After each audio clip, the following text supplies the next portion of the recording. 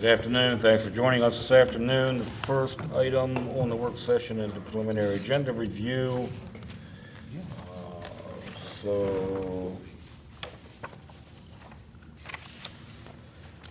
7 o'clock next week, have a call to order. The invocation be given by Councilmember Shelley McIntyre. They'll have the pledge of the flag. We'll have some announcements. Tuesday, meeting dates for June are Tuesday, June 4th, 11th, our 4 p.m. work sessions, and the 18th is a regular session at 7 p.m. There is no meeting on the 25th. We'll have an appointment to the Historic District Commission. We'll have some guests next week. Local winners of the If I Were Mayor essay contest, Jelaya Morgan, Riley Armstrong, and Renat Akhmedov. Actually, Jelaya was the MML's Washington County District winner from Salem Avenue. We'll have citizen comments, administrative comments, mayor and council comments. We'll adopt the minutes of April 2nd, 9th, 16th, 23rd, and April 30th. Under the consent agenda, the Department of Community and Economic Development will have some street closure request from Imagine Hagerstown. Under the fire department, Office of Security Systems, Spiker Security Services, Hagerstown, Maryland, $28,437.14. 2 triple combination attack pumpers, 4 guys stainless tank and equipment, Meyersdale, PA, for $1,068,392. Department of Human Resources will have city-sponsored life insurance from Aetna, Hartford, Connecticut, for $45,929. Specific stop-loss insurance, Tokyo Marine, HCC, Wakefield, Massachusetts, $301,060. Employee Assistance Plan, ComPsych, Chicago, Illinois, for $10,000. Administration of Medical Coverage, United Healthcare, Chicago, Illinois, $304,000. General Insurance Administration, UCCI, Hunt Valley, Maryland, $40,005. Approval of Wage Study Contract, Evergreen Solutions LLC, Tallahassee, Florida, for $45,000. Under the Department of Parks and Engineering, S650 T4 Bobcat Skid Steer Loader, Bobcat Company, West Fargo, North Dakota, $64,474.12. Pavement Markings, Mid-Atlantic Marking Incorporated, Gaithersburg, Maryland, $153,000. Pavement Preservation, Craig Paving, Inc., Hagerstown, Maryland, not to exceed $1,261,000. Curb and Sidewalk Replacement Program, Huntsbury Brothers Incorporated, Smithburg, Maryland, for $72,210. Safe Routes to Schools, Haven Road and Pennsylvania Avenue, Concrete Central, LLC, Hagerstown, Maryland, $535,851. On the police department, the expansion of the crime camera system, multiple vendors are included, $165,491.02. Police software, HCGI, Columbia, Maryland, $51,705. On the utilities, for light, tree trimming services, All Reliable Services, Inc., St. Augustine, Florida, $243,000. Under light, services for equipment repair and refurbishment, Southeastern Transformer Company, Dunn, North Carolina, $50,000. Under light, distribution transformers, National Transformer Sales, Raleigh, North Carolina, $120,000. Under light, contract to provide line work services, Everhart and Hoover Power Line Construction Incorporated, Houston Town, Pennsylvania, $150,000. Under wastewater, 2 Fairbanks Morse 8312AW propeller turbine pumps, apparatus for repair and engineering at Hagerstown, Maryland, for $123,900.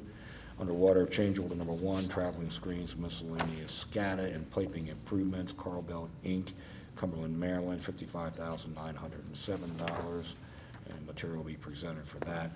Underwater, 2019 Ford F-250 XL from Keystone Ford at Chambersburg, Pennsylvania, for $27,877.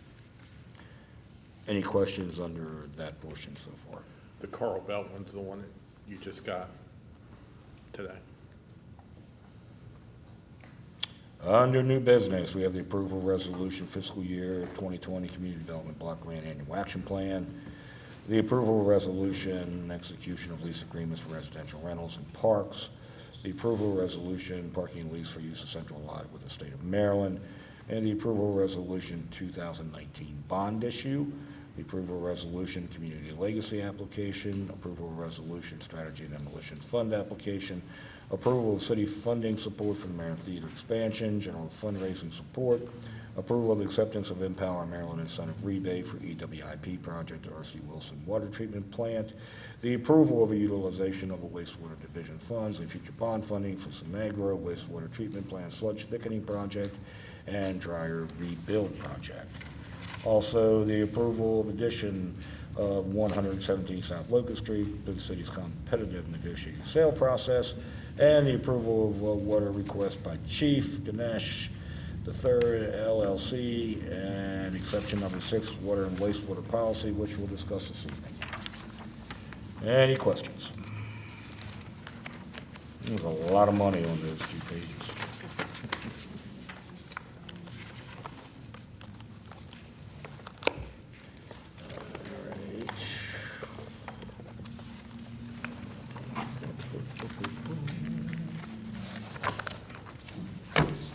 Okay, moving on, the fiscal year 20 budget review, Michelle, Jennifer.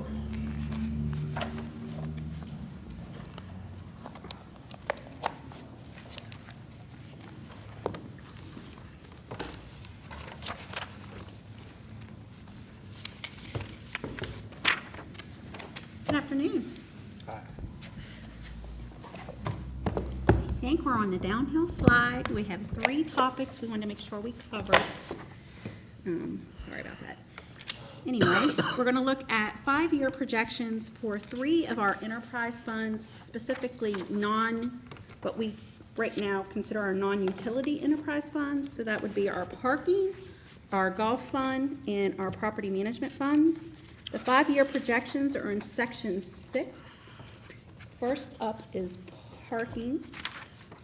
And in the 5-year projection section, as a reminder, the information there is rounded off to the nearest thousand.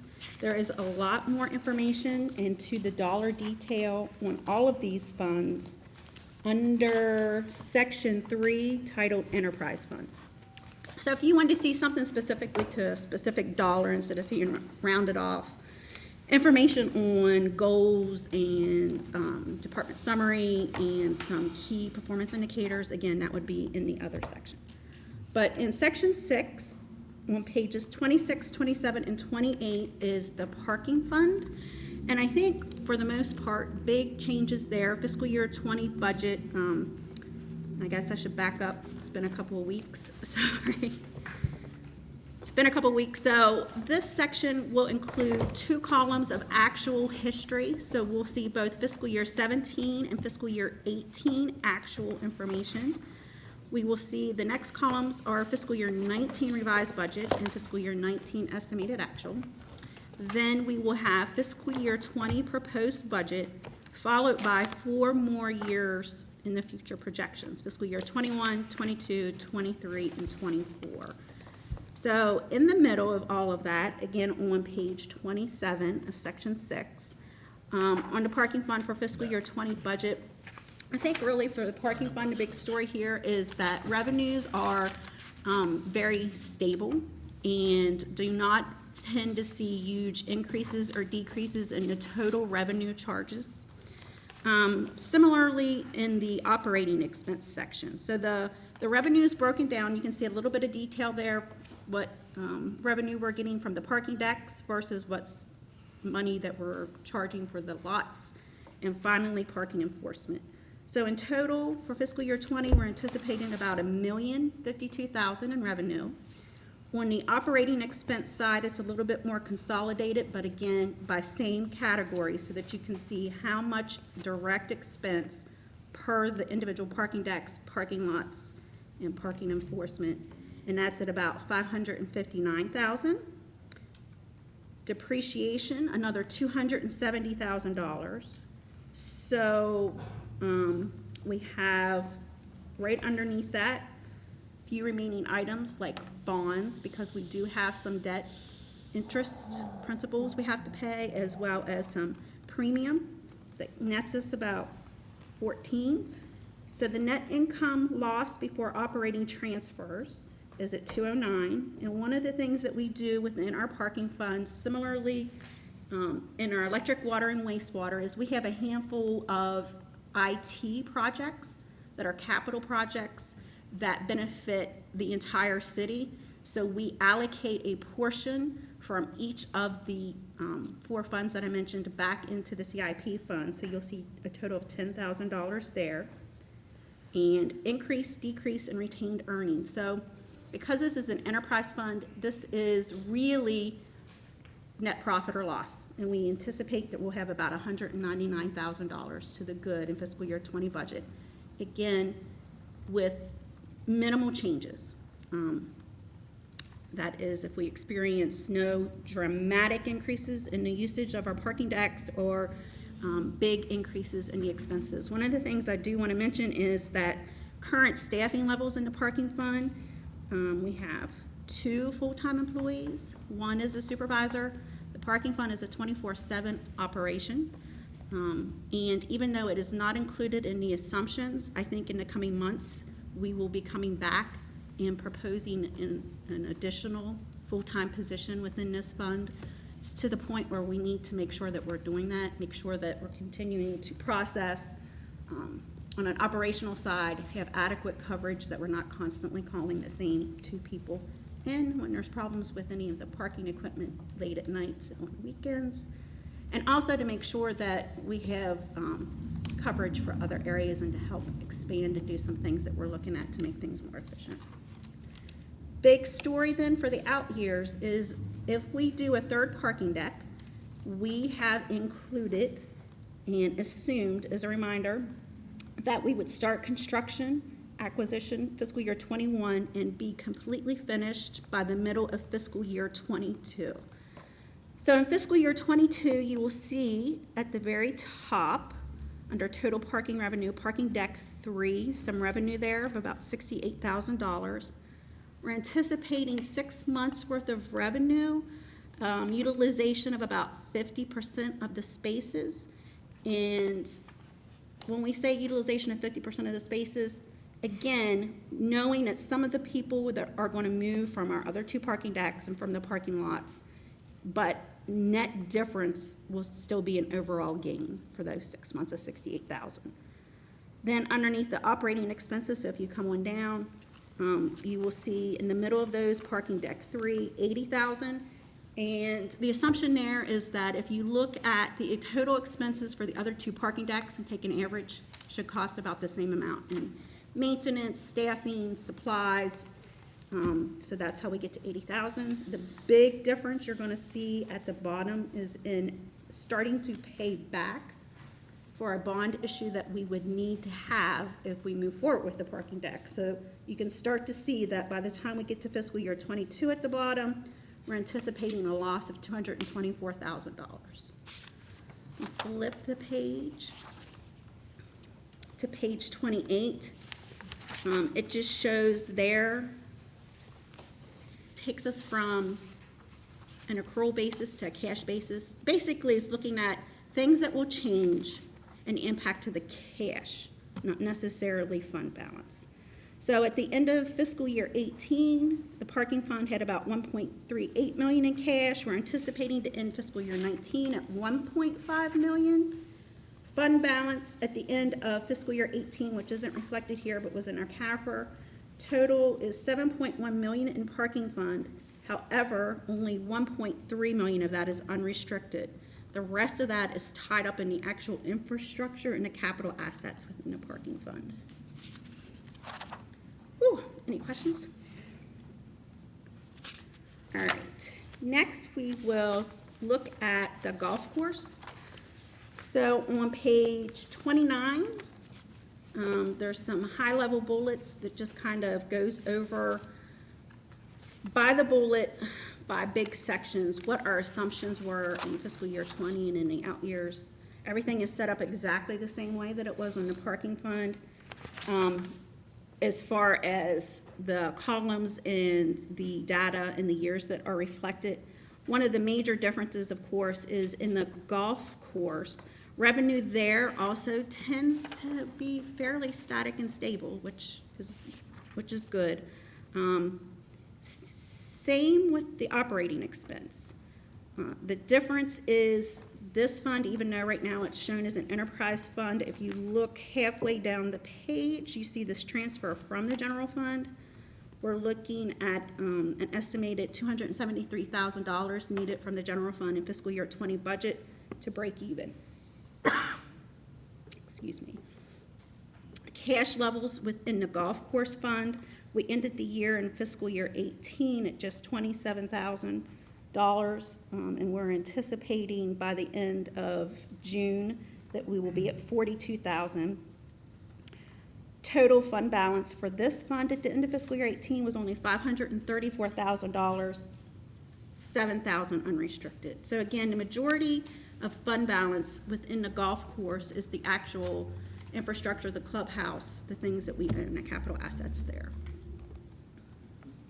When you look at the difference, you know, and obviously, I mean, it's upside down, there's no other way to look at it, between the actual and projected revenue, you know, you're talking, what, 170,000 on average, 175,000 on average for revenue. It's a pretty fairly steady stream. And you look on the expense side, you know, the average is about 480, 450,000. Yes. Almost the entirety of that expense structure is staffing. Yes. So is that staffing specific to the golf course? Yes, and Rodney's here if we want to get into specifics. So on the staffing side for the golf course, there is 2.25 full-time people, and you're going to say, why 0.25? So there's 2 full-time employees there for the months that the golf course is open. The 0.25 comes into play because we have people like Amy Riley who help oversee and do things, Rodney Tissue.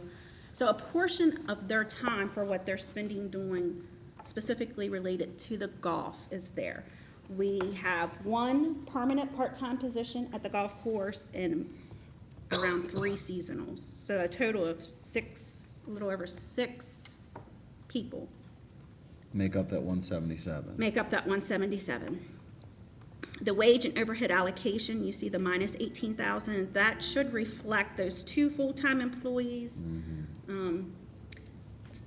Typically, when the golf course is closed those months, those 2 full-time employees are not laid off, but Rodney is able to utilize them back in the parks. So their time then should be moved where they're actually spent working. So as long as they're working in the parks, that money will come out of the golf course and be charged back into Parks and Recreation. You move that out now. As long as they're not physically doing work at the clubhouse in the months that it's closed, yes.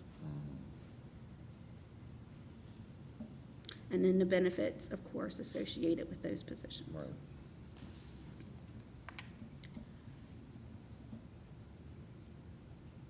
Has a private investor ever approached the city to purchase the golf course?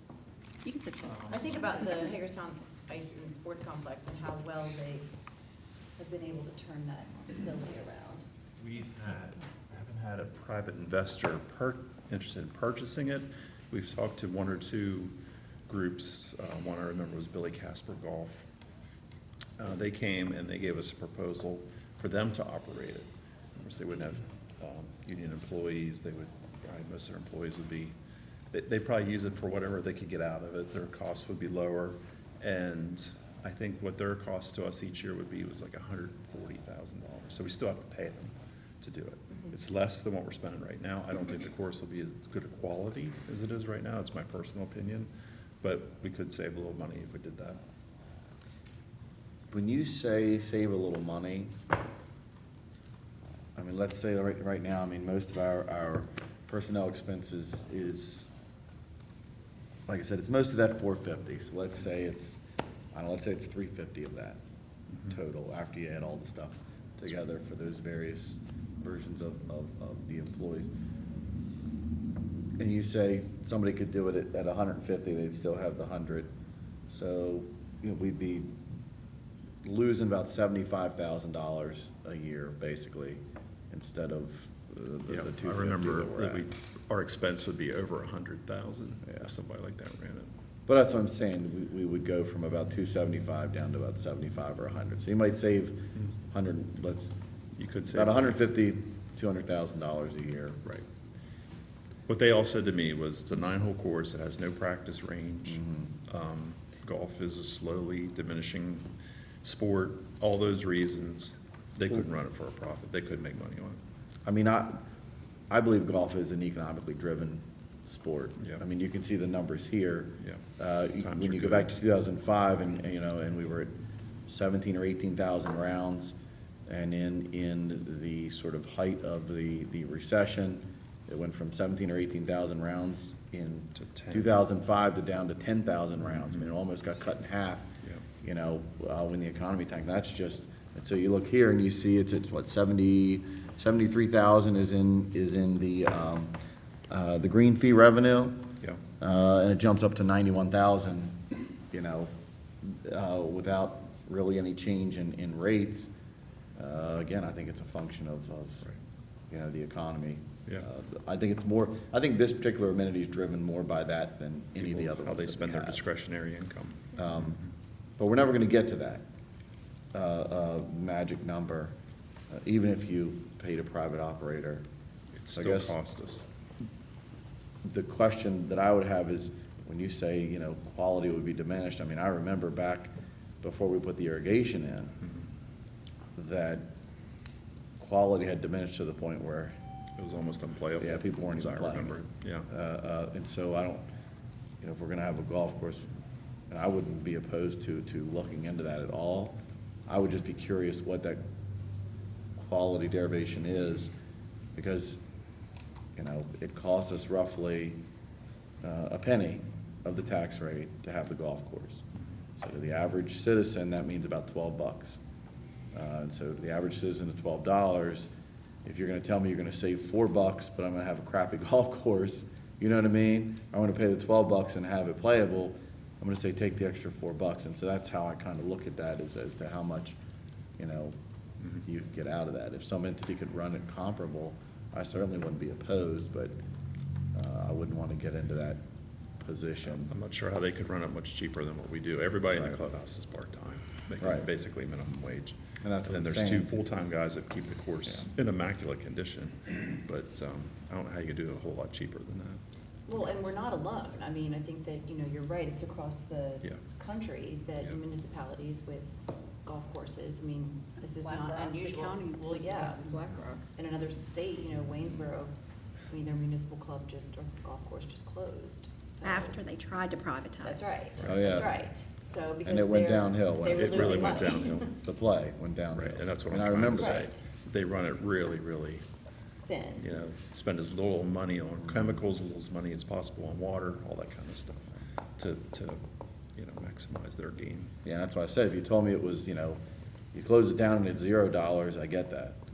You know, if that's a decision, wouldn't be one that I would support, but at the same time, if you told me it's $12 and it's the quality that you have, I would take that over, you know, $6 or $8 or even $10, you know, and it go back to the quality that I can remember. Yeah, And I know there's been a lot more marketing efforts, you know, Yeah. I saw the signs along Dual Highway, Mhm. and, you know, so I definitely applaud, you know, And- Amy and your staff for. and thank you for the ideas you gave us too. We are off to a good start this year. Ideas, man, you know that. We're off to a good start this year, and if the weather stays good on weekends and, Yeah, you know, we have some positive things like that, I think we'll have a better year than last year. Yeah. And try to trend in the right direction. And We're yours- never gonna make money, I understand. Or break even. or break even. And the youth, you're doing the youth programs Yeah, and, which there's I think camps is, there this right, year, youth camps. Right, Those are all new things. yeah, We have a Yeah, I new mean- league. yeah. I know we're not alone. And I know I've said this, but it's important to understand, you need 28,000 rounds of golf to break even. It's almost A lot. impossible. And Yeah. you couldn't physically do 28,000 rounds of golf in the time that it's open, No, and, you know, Yeah. and accomplish it. right. You just, I don't think physically, time-wise, it would be possible. And then the only thing, of course, on horizon is in fiscal year '22, we've included about 100,000 because we realized that realistically, if we're keeping this property and it's going to be open and we're running it as a golf course, there is definitely improvements that are going to need to be made in another year or two. So you'll see that extra in fiscal year '22, an extra $100,000 in the capital portion. That's some card pass upgrades. Yes. Some simple things like that.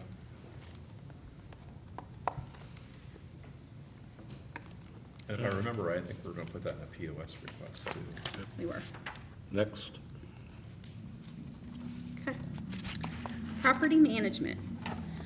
Thank you, Rodney. So property management is an enterprise fund, but unlike all of our other funds, under property management is those places and properties that we own where we either rent out and we intend to hold them long-term. In other words, it's not a piece of property like the Massey Building, where we were given the Massey Building, and at that point in time, our intent was not to keep it long-term, but to go ahead and try to get it back in the hands of private development.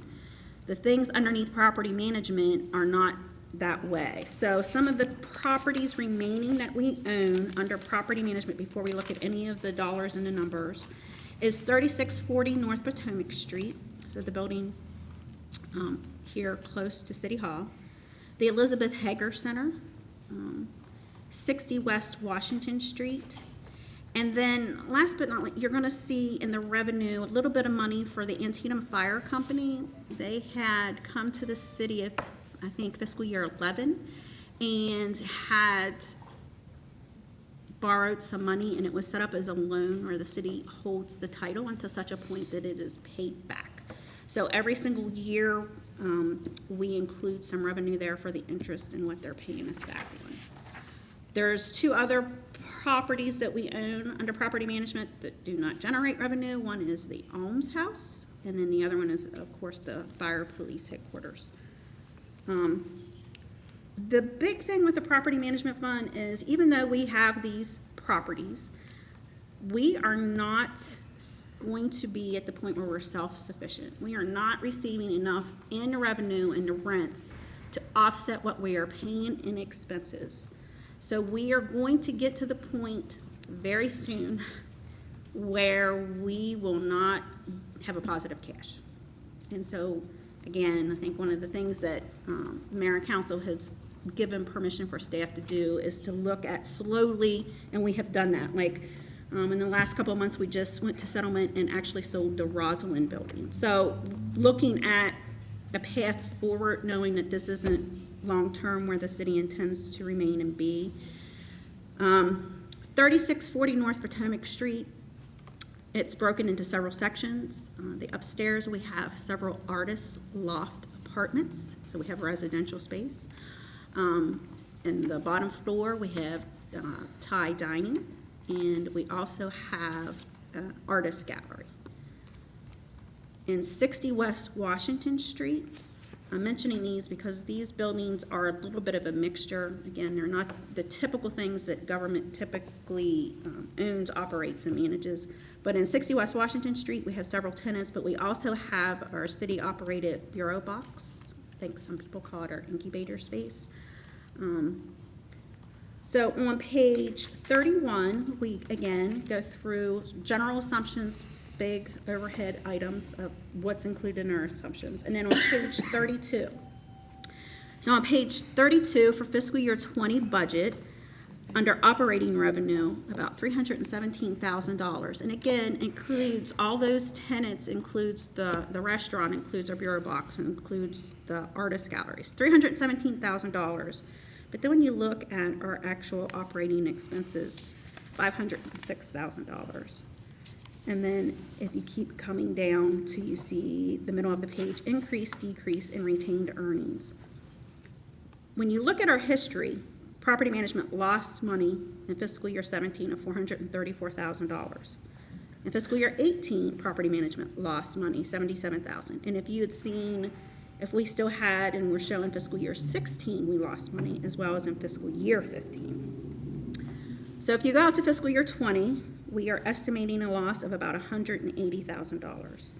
And in the bottom half of this sheet, again, is just acknowledging that we have some things in our expenses that do not impact cash. But again, if you look down this list, where we take out depreciation, but we add back all of the capital improvements that we need in the infrastructure that we need to keep doing and providing, we are going to use up another $160,000 in cash.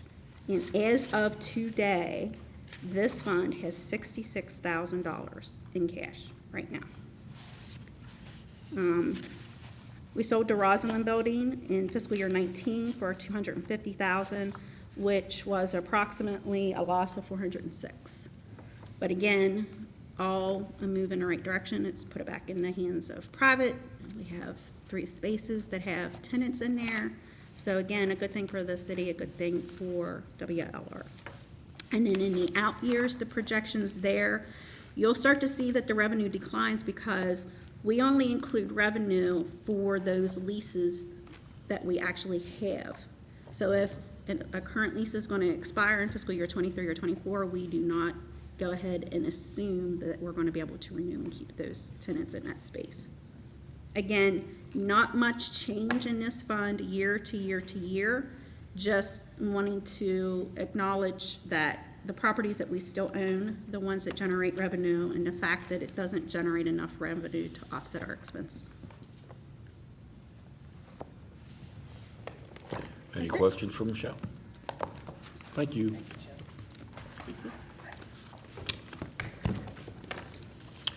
Next up, a discussion of Dolan Black Hagerstown commercial mortgage note review, so we know what we're looking at.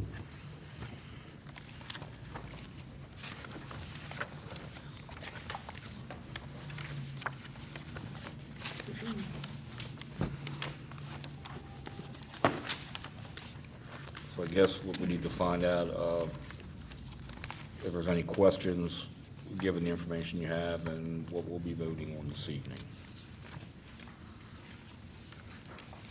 I don't have any questions. I don't either. It looked pretty straightforward to me. Okay. Kristen does. Oh, okay. So,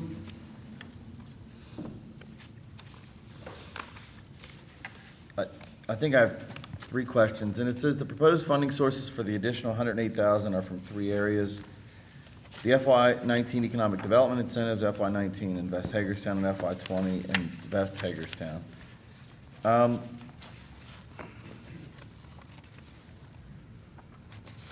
How does this specific project fit into the Invest Hagerstown program parameters?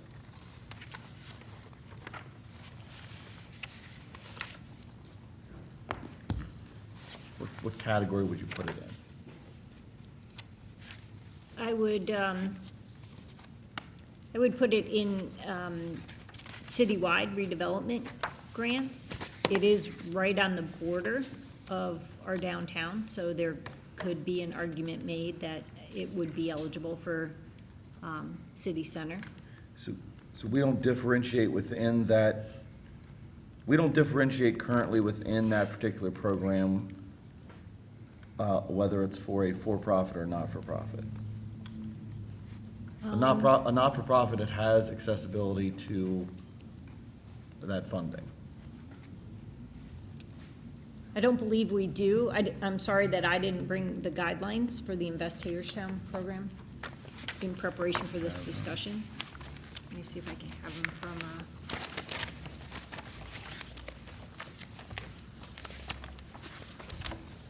I understood this to be a council-directed use of that funding, of the Invest Hagerstown funding.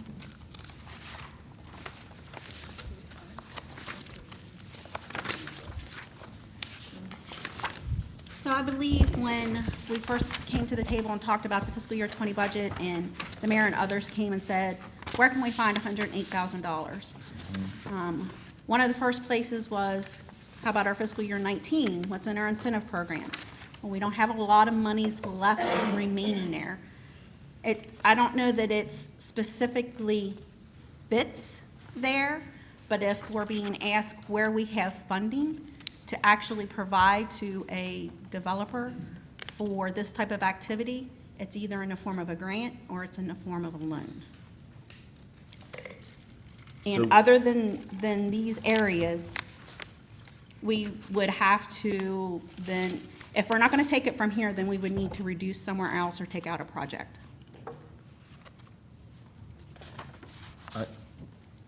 But I don't think there's guidelines that differentiate in Invest Hagerstown between for-profit and nonprofit. At least, I don't think that's one of the questions that we typically do. I think there's a differentiation in some of the loan programs that specifically certain 501c3s, and Joe, I'm not sure, Jonathan's not here, but I think 501c3s do not qualify for certain loan programs that the city runs and operates.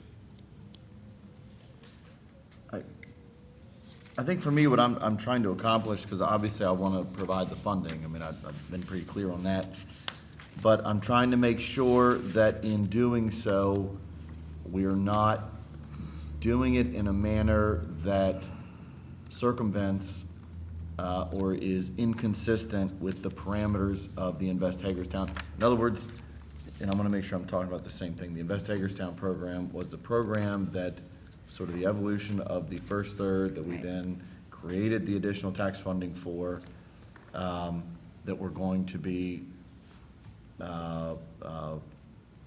achieving, just as we did this year, in additional years. And I don't want to feel like what I'm doing is saying that we created that additional tax fund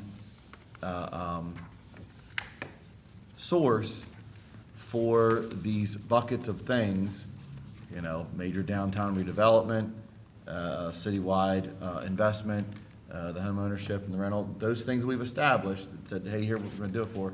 And then I don't wanna feel like what we're doing now is siphoning off, so to speak, a portion of that funding For another type of because we wanna incentive. fund a different type of thing because we wanna do it. And I'm completely fine with saying I wanna do this, and I would have to believe, and I hear what you're saying, but I would have to believe that there's gotta be a way among this body, if it wants to do it, to not siphon it off from that funding source if that isn't the appropriate purpose that we created it for. So I think the manner in which we're writing the contract was very similar, at least the instructions, as I understood them, is very similar to what staff has done in the past that was considered an overall incentive. Not necessarily, it was more a customized incentive, Well, I not hear you necessarily an saying that. I don't know incentive what that that means. fits into.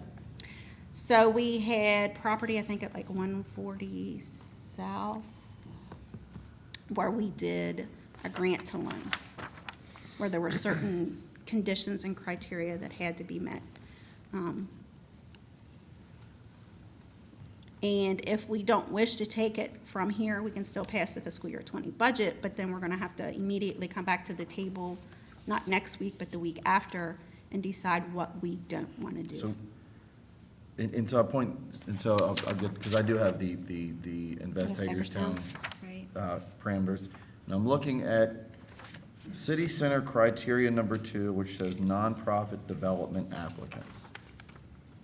I identified that as well, that for both city center and citywide, ineligible applicants are nonprofit development applicants.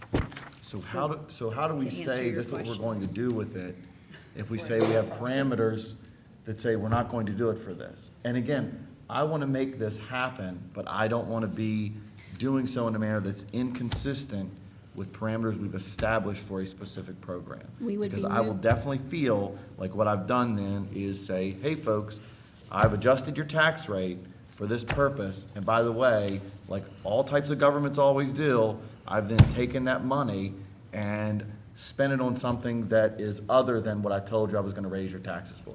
I'm not interested in that.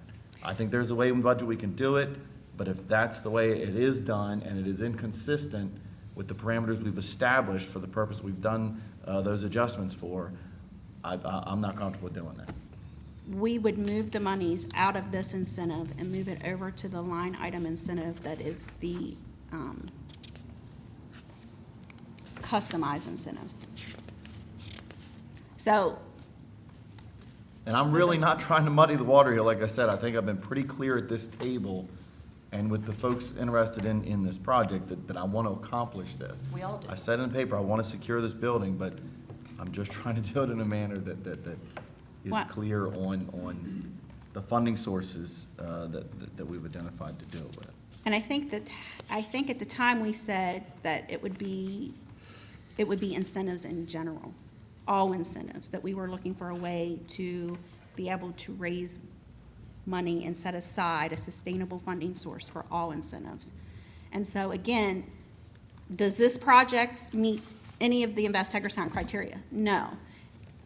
Are we asking for this group to come back and actually complete that application form? No. Right. We were actually given direction, actually, I'm looking at Scott, but we were given direction by the city administrator and the mayor to go ahead and work as a group to draft an agreement and language where we would provide $108,000, which is the remaining balance for the acquisition of this building, and include certain criteria and things that we wanted to see accomplished in that time. And after that time period, we would forgive it. And again, in the past, when we were at documents like that, they were customized incentives, and it was incentive-type money and expense accounts that were used. It fits into the program goals of reusing and repurposing an existing vacant building. But again, the Invest Hagerstown Committee isn't going to review this because of a separate incentive agreement, a customized one, city staff. So I hear you saying that, and I'm sitting here looking, and it says applications shall be reviewed by a staff committee called the Invest Hagerstown. As a council member, I'm not going to say, go do this in this manner that is in contrast to the Thank you for parameters that. I've said, staff, do these things in this manner. There's no way, there's no possible way I'll do that. Find any other way in the budget that we can deliberate and have that accomplished. I'm perfectly happy with it. But I don't even mind so much how you found the, what is it, the 13.5 in Regular I guess, incentives. remaining in regular incentives. You know, that, I just, you know, and I'm not trying to split hairs too much, but, I mean, you got the FY19 Invest Hagerstown remaining funds, I'm assuming, you know, that Very are, small. that would be dumped over to it. And, you know, I thought when we left the table last time, we said, we'll identify funding for this in FY20. We left the table again, we said, we'll identify funding for this in FY20, and I was confident in leaving that discussion, that staff would do that and do it in a manner that I guess doesn't subject ourselves to some questionability, frankly, of credibility of the program we've created.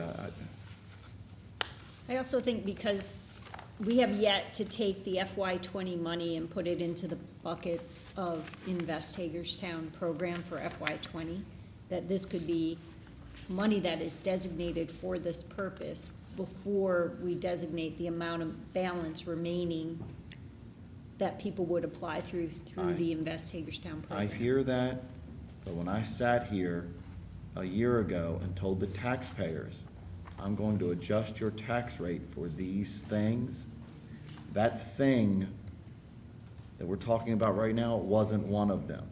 And I'm not willing to look at the taxpayers again and say, I'm going to now take that direction that I sat here and gave, and like governments all too often do, say, I'm just gonna spend it over here on this other thing that those things weren't included in.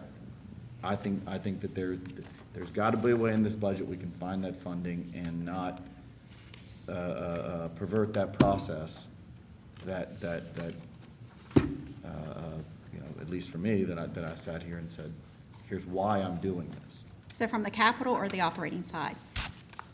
I did think that it was supposed to be from fiscal year 20. I guess, okay, but I thought that's why we had that big, long conversation.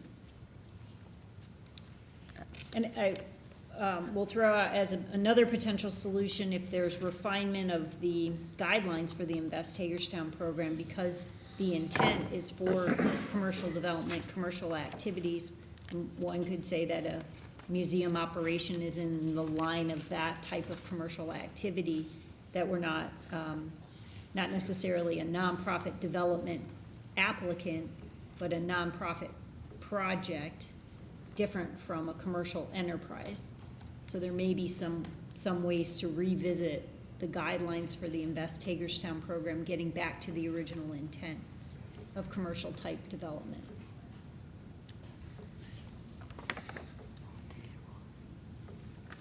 So where do you suggest finding the 108,000 in fiscal year 20 at, Michelle? We'll go back and take it from departments. You mean on either the operating side or on the capital side, because we talked and we weren't taking it from agency contributions.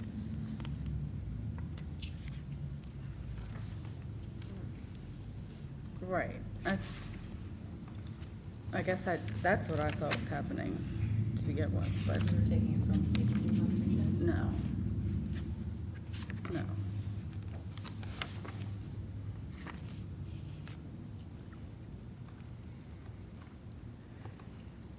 So I guess how do we make it happen? And we have to pass the budget tonight, So we passed the budget, and we have to get that money. and then we because- will have to come back first week of June, and we'll have to decide, city administrator will have to assist in which areas and departments we're taking it from in order to accommodate. And then And what then we'll go happens to to the the departments and remaining we'll- fiscal year 19, well, the economic development incentives, okay, but what about the remaining fiscal year 19 Invest Hagerstown? If you don't wish to roll it into a different incentive bucket as a customized incentive, which is where we're gonna code this. And not So make no it matter- part, no and matter- not judge it by the criteria of Invest Well, Hagerstown. no, because our customized so we have all types of incentives, and customized incentives are those where we create the document, much like we did for this evening. Along with that, we got sign and facade, then we have the Invest Hagerstown, we've got PEP, we've got a variety of different incentives. And so that's my misunderstanding, because when we sat at the table and we were talking that evening, we were talking about incentives. And I thought that's where we wanted the money to come from. So it would come from there and go into the customized incentive line. So where I we guess take it from, we If can that take it money from. is left over and we're moving it into a general fund for fiscal year 19, I'm okay with that. But I think your biggest gripe is fiscal year 20, that money coming from what is supposed to be Invest Hagerstown, since we're not there yet. Am I following? I think so, because I see this as a loan, and ultimately, I think we said, it may not be at the end of the day, but I think at this juncture, based on the framework of the agreement, because it's a loan, I mean, Invest Hagerstown, that isn't a loan process. But it's still an investment. That program is not, It's an incentive. It's incentive. It's still an it's a incentive. grant, it specifically says it's a grant process, not a loan program. Yeah, citywide redevelopment grant program. Right. And again, we never intended to code this and classify it as that. We intended to move the monies from one incentive bucket, which is Invest Hagerstown, into the customized incentive bucket. So from one incentive to the other. And that's okay, you're saying no, so we'll go back to the drawing board, and Scott can help determine which departments or department we'll take it from, in either capital or operating. And we'll bring that back as a budget amendment to have this body approved. But that can be done outside approving of the fiscal year 20 budget. Oh, so what happens in the time being? So we can still approve the budget, but what about them? What about the What about the, Can you- Does this change Can you everything? go through with the? So what you're gonna have happen is that we're going to have to find this hundred and eight or 120? 108. No. And actually less $108,000. than Less than that, because we 108. got monies in It's fiscal year about 19 that I'm 95. hearing. And we're gonna have You're to okay decrease moving from departmental incentive budget. bucket to incentive bucket for Right. 19, but And not we're gonna for have to 20. decrease departmental budgets 60, operating- 70,000. or CIP, 60 to 70,000. Yes, To allow this money to be made available. yes. So I want to make sure you're clear on that. I- I didn't mean you. Yeah. I think it's in there. And so, I'm clear understand, the on that. departments have already Right, been cut, and we've already got one department that already has to make Right. adjustments, but again, it's okay, So we can cover them. maybe with some degree of oversimplification in my thought process here, I mean, this is currently this is a loan process. Grant to loan. Because we do have language in there, I mean, it's different from an actual Loan to loan. grant. Because with a loan, we intend to recoup our money, that is the intent. We, at the end of the day, you're paying us back without fail, without exception. And so we wrote the agreement that necessarily wasn't the intention of this, that it was more a loan to grant or grant to loan or however it ends up being. grant But to that there are loan. certain criteria and goals that we would like to see occur. And if that occurs, then it is a grant. It's a one-time incentive and no money is coming back and nothing else is coming back to the city other than the fact that we participated in actually acquiring and getting the museum off the ground. And we can make budget amendments. It's not like we don't do it. It's just, will be difficult doing it in June before July.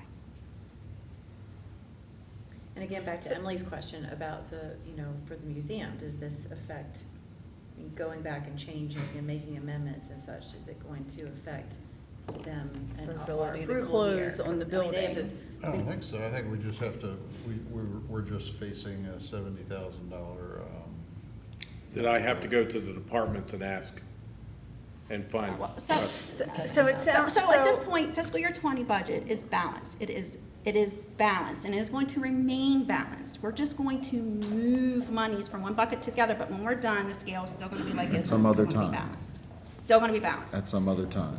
We're going to do it in June. I know what you're saying, but what I'm saying is materially, as it relates to actual numbers. Correct. That comes at some course, Yes. and to, I know you're gonna,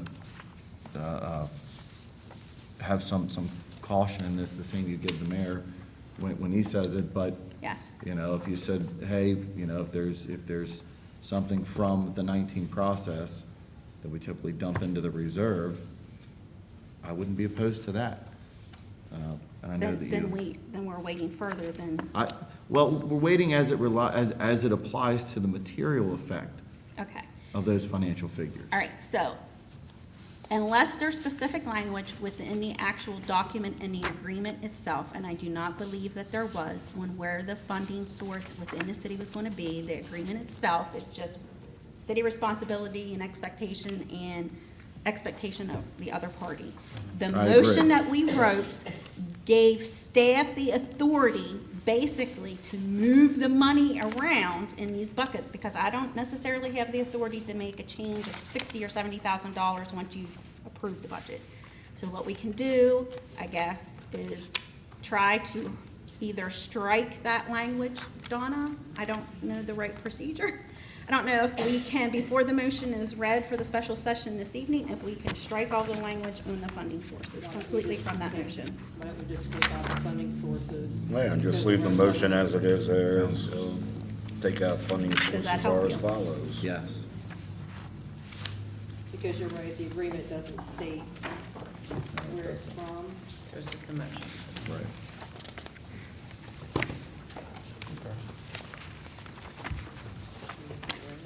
Yeah, you took it right out, right there, look at that. All right. Anything else? As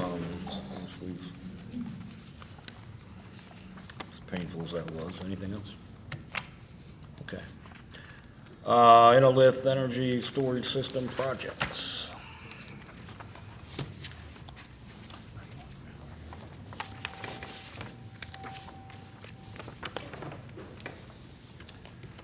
Good evening, and thank you. Next month, we plan to have before you for your approval and review lease agreements and resolutions for personal property tax exemptions for battery storage projects on 3 city properties. Customized Energy Solutions and Inalith have prepared a presentation, and I'd like to introduce Bill Schofield with Customized Energy Solutions and Stephen Wiley with Inalith. Do you want me to stay up here?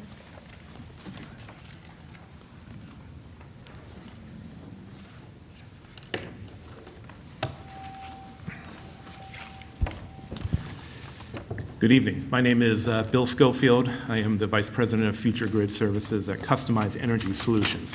Stephen Wiley, my client, is with Inalith, and I believe you should have a packet in front of you, but also on the screens, a presentation about these utility-scale battery storage projects, one of which already exists in Hagerstown, but 2 additional ones that we wish to add. So I'm going to move through some of these slides very quickly out of respect for your agenda. I think a little history of Customized Energy Solutions. I think the main detail is that we have been providing services to Hagerstown Light Department for close to 14 years now as part of a coalition of municipal utilities and cooperative utilities representing their interests in the wholesale electric markets to basically try to make sure you guys don't have to pay more for your electricity than you need to. That's probably the main point of this slide. This one, again, just us trying to say we're a reputable company.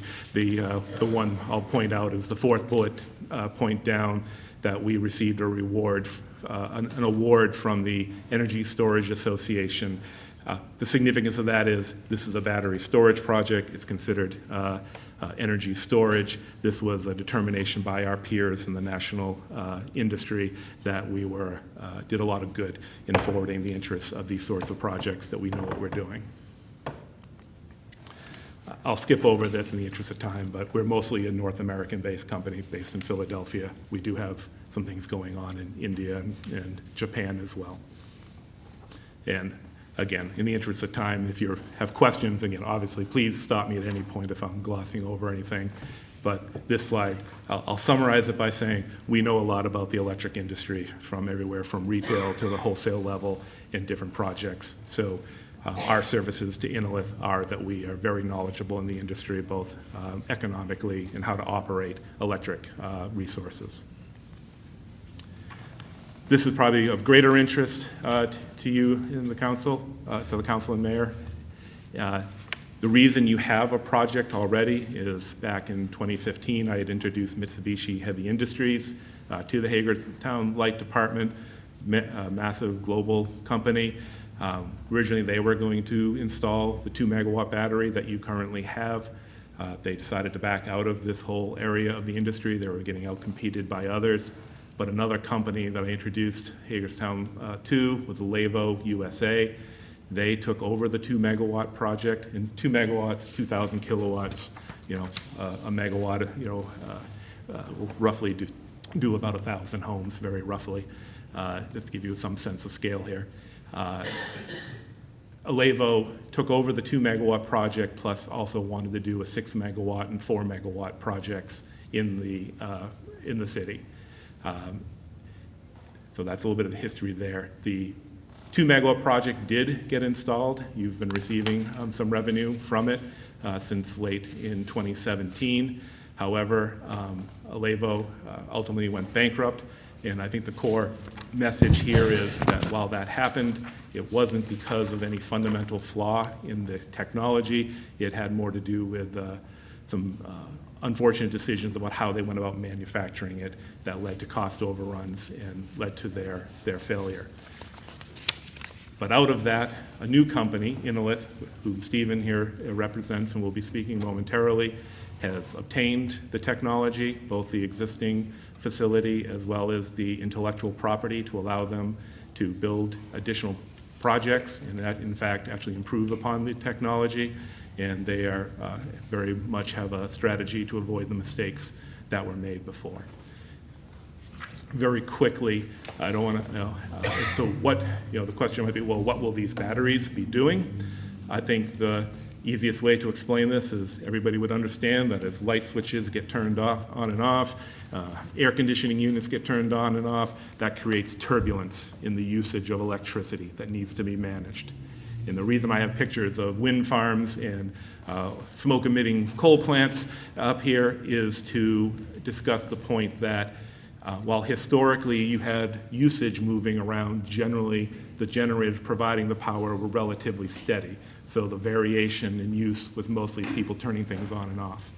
As we as a nation are trying to move increasingly toward renewable energy, you can imagine that wind farms and solar facilities add a different type of variation. So unlike a coal plant that you just turn it on and it basically injects a set amount of electricity, every time the wind changes or the sunshine or cloud cover comes, that changes the output of those generating facilities, meaning that there is even greater need for resources that can help manage that turbulence of usage and injection of energy.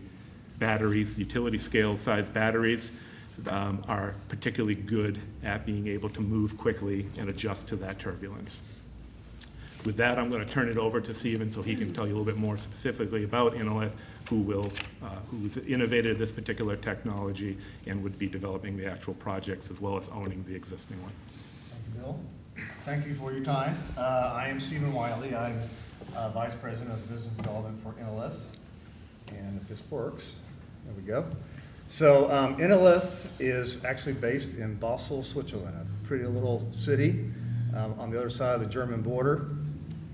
We actually employ 65 scientists and chemists who have actually been engaged in developing this technology for the last couple of decades. And unlike the predecessor company, we are solely focused on innovating new battery technology. So we're not into manufacturing, but we are into developing this technology as well as deploying it.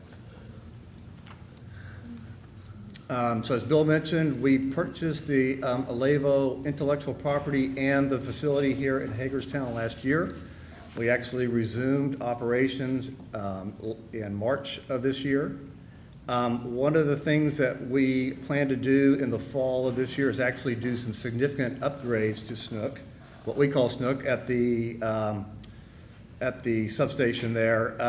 There are particular issues we have around the interconnect, the communications, some upgrades we need to do with the batteries and the control software. All of these things will help make the facility more efficient and in the long run, in the long-term run, far better and for a much longer period of time. So the first two projects that we plan to deploy beyond that facility are these two facilities, which we have named Fairgrounds and Memorial. It will use a little, the technology that will be deployed will actually be a little bit updated compared to what's at Snook today. It actually will have a little higher energy density and will make improvements to the software controls and the HVAC. This is it's kind of hard to see, but this is actually a 2D schematic of the what we propose to do at Fairgrounds. So on the right-hand side, you will see the two containers. That's where the batteries will be located. Next to them on the left-hand side are the inverters, followed by the transformers, and then the communication facility. The circles that surround the site are actually what will be shrubbery, or we'll work with the Planning Commission, and whatever they approve will ring the facility with. The idea is that it should surround facilities such that you won't be able to see the chain link fence that will surround the facility. And there's actually, this is a 3D version of it, so if you can see, we would have the fence around it, but on three sides of it, it would be covered with plants. And the side that doesn't have plants, the substation itself is right behind there. Correct. And then this is just our estimate on the construction schedule, just to give you some sense of when we would mobilize and actually construct the facility. So As the plan sits today, we would actually file for permits sometime next year. Once those permits are achieved, we would like to mobilize sometime in midsummer of next year. The typical construction process is about a 4-month process where we do the civil work, the electrical work, the interconnect, and then the installation of the batteries. This is the memorial site, which is obviously right off Memorial Street. This is a overhead view of it. This was once a substation that the city held. So you can see the remnants of a foundation there. This facility would be a little different than the fairgrounds. The fairgrounds site would be 2 containers. This one would actually be 3 containers. So first sites would be 4.8 megawatts. This one would be 7.2 megawatts. And that's what our plans are today, where we would site the facility. It would be on the east side of the property. And we would interconnect on the north side along the fence line there. And I'll turn it back over to Bill. As far as the benefits to Hagerstown for this, the intention for, so I probably should have said, for the existing project, maybe I touched that on the next slide, so let me speak to this. There will be a $10,000 option payment paid to the city as soon as the leases are executed, and then basically $500 for each of the 2 new locations. $10,000 upfront, then additional $1,000 per month, $500 per each location, paid until commencement of construction. So basically, it's an ongoing payment to, say, to the city for the access to these locations. Based on what Stephen gave you as far as the timeline, that'll be roughly a 13-month period, so another $13,000 to the city. And this was done very intentionally. You know, we're sensitive that we tried to do these projects before. It didn't happen. The city invested time and energy into helping us move it along. It didn't work out. So this was very consciously done to provide more revenue to the city up front, to account for the additional time and effort having to be put in. And Inlet is also offering to cover the legal costs for this new round of contract review. Lease revenue ongoing once there's commencement of construction. So right now, the lease to the city for the Snook location is $1,000. That's going to get increased to this $1,083 number. And the clock gets reset for a new 10 years on this. Again, you can think of it as basically a new project. There's the existing one, but Inlet is going to upgrade it, improve upon it, and this starts, offering a bit more in monthly revenue, and then again sets it up for a 10-year minimum period of that revenue coming in. And the new projects, again, were originally $5,000 proposed per month. The offer has been updated to this $5,418 per month. And I will say, that it was very conscious, again, to try to make this a better offer to the city, because frankly, I felt bad that these other projects didn't work out, because the Hagerstown Light Department, the city has been very great about working and being flexible, and so we're trying to make sure that this works this time. Other revenue potentially is that, and this is small, but batteries, they take in power, the power they put out is a little bit less, right? You have losses in heat and other things. So it'll a little bit look like another customer to the Hagerstown Light Department for that losses, as well as powering the HVAC equipment. So there'll be a little bit of just regular retail customer revenue coming into the Hagerstown Light Department. And this is potential, not guaranteed, but there is value in shaving the peak usage. So a lot of times electric usage peaks, right? And there are whole power plants out there that exist only to operate a few hours a year to handle that hot summer day when everybody turns their air conditioners on. So you can save on costs by shaving those sort of peaks. the Hagerstown Light Department's done a great job in getting a great wholesale contract for your electricity, but that contract doesn't right now allow us to shave that peak and pass some of that savings on to you. We're going to look for ways to talk to the Hagerstown's supplier to see if we can find a way to capture some of that value and pass it along to Hagerstown to reduce your cost of electricity even further. And I think it was already covered, so the approvals that have been looked for are the reworking of the lease for the existing project, 2 new leases for the 2 new projects, and we've asked for the personal property tax exemption because unfortunately for a project like this where it's basically a bunch of really expensive equipment sitting on a location doing its work, it's particularly vulnerable to a tax that focuses on the cost of equipment. And so that is harmful to the economics of the project. And the city was gracious before in working this out for the original projects, and so we're hopeful that you'll be agreeable to it again with recognizing the other revenue guaranteed in the lease payments, et cetera. And we're happy to, I think that's, yep, I'm happy to take any questions you may have of us. What's the underlying battery technology inside the containers? Is it lead-acid, lithium? No, it's lithium. It's lithium, okay. So it's not it's a little different lithium batteries than you would see in your computer, or it's actually lithium and iron and phosphate are the ingredients. You provided in the presentation schematic for the fairgrounds, as well as the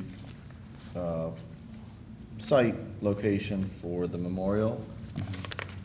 And if I've got this right, it looks like this is Memorial, this must be Memorial where it intersects with Maryland Avenue, which is on the other side of this. So I know we recently, I thought we did some work where we did some trail work underneath this particular railroad crossing.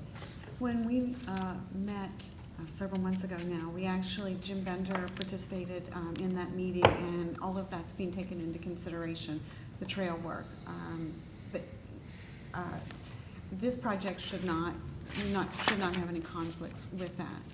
But engineering is aware of it and has been part of this project, or part of the process. So when you say should not have any impact on it, I mean, I don't know what that means.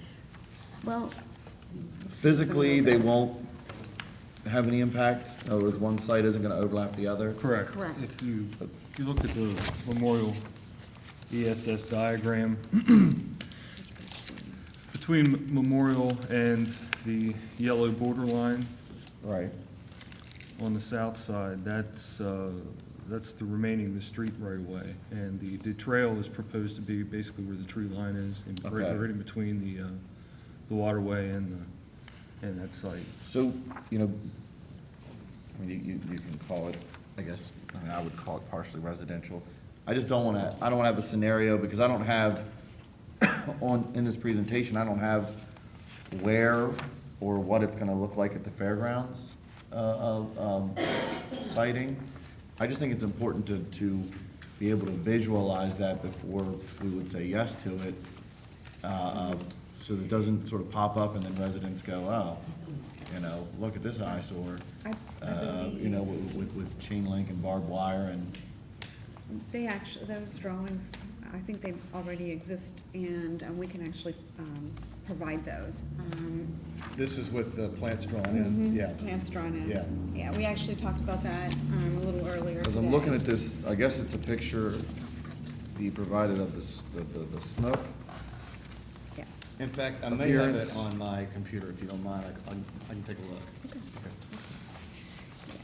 You know, and this picture is much different than what's in those schematic drawings. Yes, the sensitivity was, we were told, we'd proposed some actual species of plant and others, and we had a nice picture that showed it, but we were advised that that's kind of a function of other departments in the city to decide on the exact species, and they won't, there's a desire to understand that there's approval before doing that. So we were reluctant to show specifics that might change based off of guidelines that the city has on what plant you want. But the full intention is that there will be a screen of vegetation that will basically hide as much as possible the chain link fence. It may take 2 or 3 years for it to grow to its mature level to fully do that, but that is definitely part of the plan. And what safety measures do you have in place? Yeah, so I'll let Stephen talk about it, but this, I will say this technology is non-flammable, which is a critical component. Exactly. So unlike most conventional batteries technologies, this is actually non-flammable. It actually uses non-combustible components, or there's actually no way that it can catch on fire. However, we do have fire detection at the current facility. We'll do the same with this one. And then there's actually national codes that we have to meet as well. So there's a national code that Snook had to abide by, and I think it was passed in 2015. By the time we actually build this one, there'll be actually an updated set of protocols that we will have to meet, and that will have to be implemented into that as well. And then, within this term, I'm assuming there will be management responsibilities for the quality of appearance of the site for the duration of the agreement. And maybe I missed it in the presentation, where specifically the fairgrounds? I mean, like I said, you provided the overhead of Memorial, and I'm able to understand where that is. It's at the substation. It's right in the same, it's adjacent to the substation. Okay. This you may want to touch on what we talked about earlier today as far as one, maybe 2 full-time employees in the area. Right. Essentially, not only does that tie into security, but it also ties into the facility maintenance. So I'll let Stephen describe that. Sure. So we have leased the warehouse because given the existing facility plus the 2 that we hopefully will build, there is a need for a warehouse in the area, and so we need to do everything from storing batteries there to actually doing repairs. And as a result, we will likely need a technician in the area to actually work at that facility. We currently have an O&M person, an operations person that actually manages the repairs today. He actually lives several hours away. And we need somebody here locally, because oftentimes you think, if we have issues with the facility, it will come up without any notice whatsoever, and it's much better if we had somebody located here as opposed to somebody driving several hours to actually manage it. So the long-term plan would be to have probably up to 2 to 3 people either managing at the warehouse as well as managing at the facilities. I have a picture of the plants, and if you would like to take a look at this. So this is what we had originally drawn in. This is what the plants would look like. Let me see if I can actually. And then That's before they're fully grown, right? Yeah, that's before they're fully grown. By the time the type of plants that we were envisioning, assuming the Planning Commission agrees, it would actually mask the entire fence line within a few years after they're planted. And That's at the fairground site. completely unrelated, I guess, is we've also talked about the species of trees and hoping that they would be consistent with the trees that could be used to offset tree losses for development at other properties. Because for every tree, for every qualifying tree that is removed, you have to either plant or pay a fee for a qualifying tree. So we wanted to see if there's any way possible as we work through this that we could, kind of a sideline, but if we can get qualifying trees in there to help offset cost of in other places, to me, that's just a little more of a win.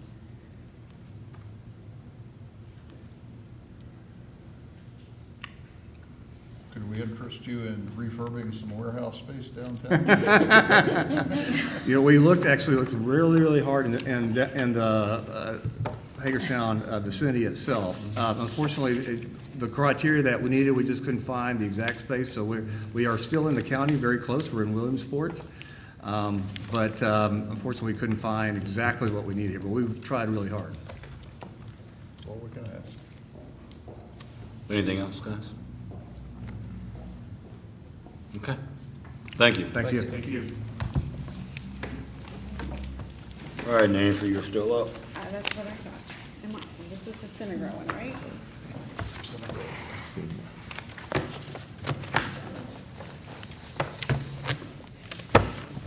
As much as anything on the Synagro project, I'm bringing back to council what was originally brought to mayor and council in August of 18, and then again in October of 18. I included those memos. Essentially, there really hasn't been any additional change in the scope of services. We have seen some fluctuation in price. Joe and I have worked very diligently with the project team to bring the price in with the budget that was provided back in, that was previously provided in August and October. We also, when we worked through the rate study, we incorporated these additional expenses into the rate study, the additional 5.31 million. And so the water and sewer rates that were approved by mayor and council that go into effect for all bills rendered on or after July 1st of this year and for a total of 5 years, incorporate these additional costs.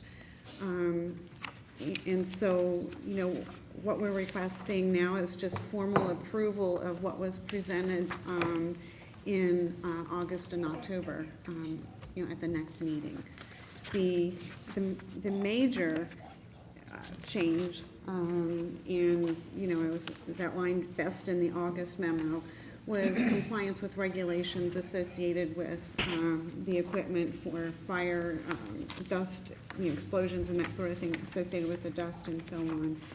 If you look at the memo from August 21st, 2018, pages 2 all the way through 5, Mike went into great detail to describe all of the different, all of the additional work that needed to be done, so that when we were done, the project would be compliant with regulations that were either here or would be here.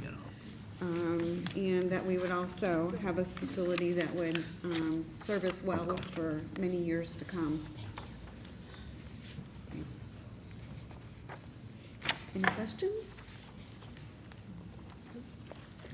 Me too.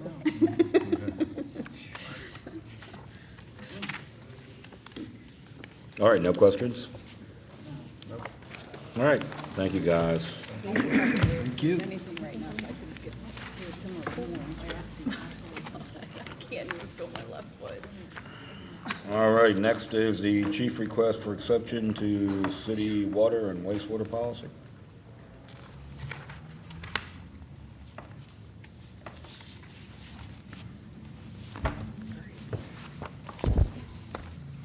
I'd like to invite our guests, Greg Snook and Diana, Robert, and Lou from the Health Department to come on up to the front row. And Raj is here as well. So we're back from our discussion in March to review the request for an exception to the city water and wastewater policy under exception number 6.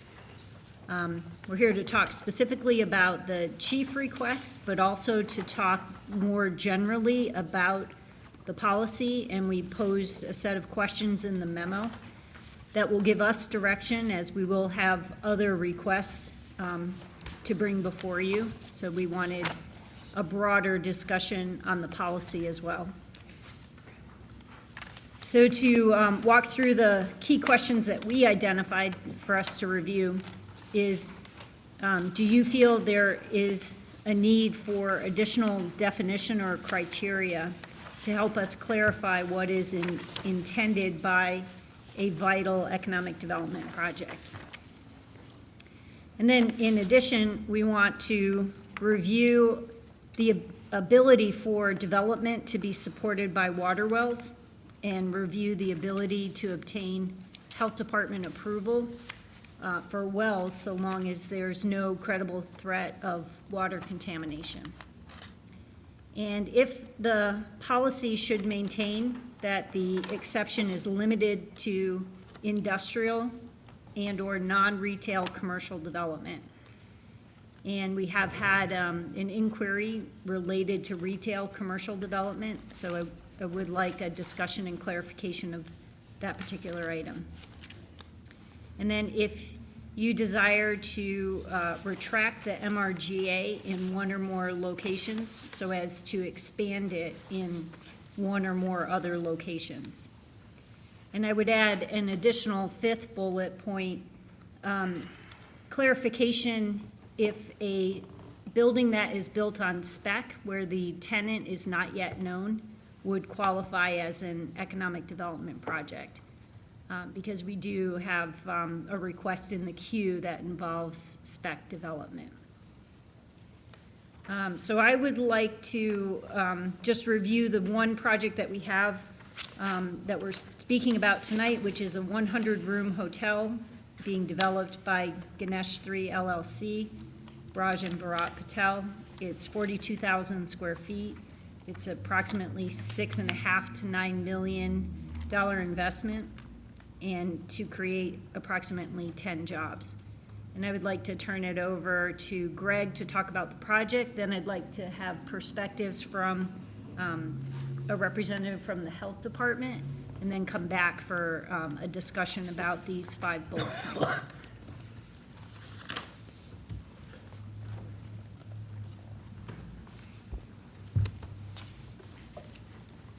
Good evening, everyone, Mayor, council members. Tonight, we're before you to request permission to receive water for our business park out there. Just a brief history.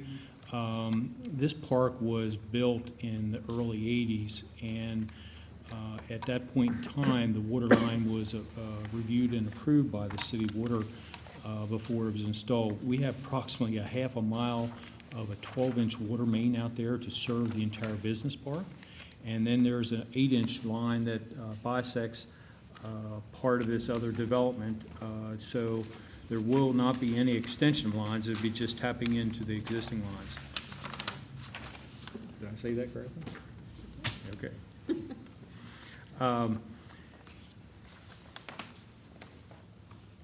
Of course, these lines were installed prior to the wastewater policy, which you had adopted back in 2004.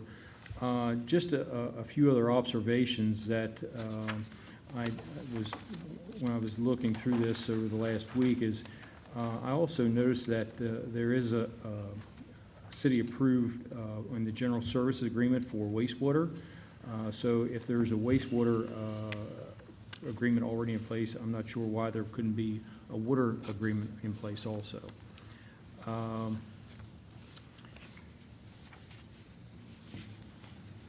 Jill had mentioned exemption number 6. One of the challenges in looking at retail versus non-retail or industrial is the zoning. I'm not sure how we would be able to develop a business park based upon telling one person we could sell them a piece of property as long as they don't put a retail operation, and the one very beside it could be something different. So the zoning kind of dictates what goes on this property, and it is zoned highway interchange. It's never been changed since zoning started back in the 70s. So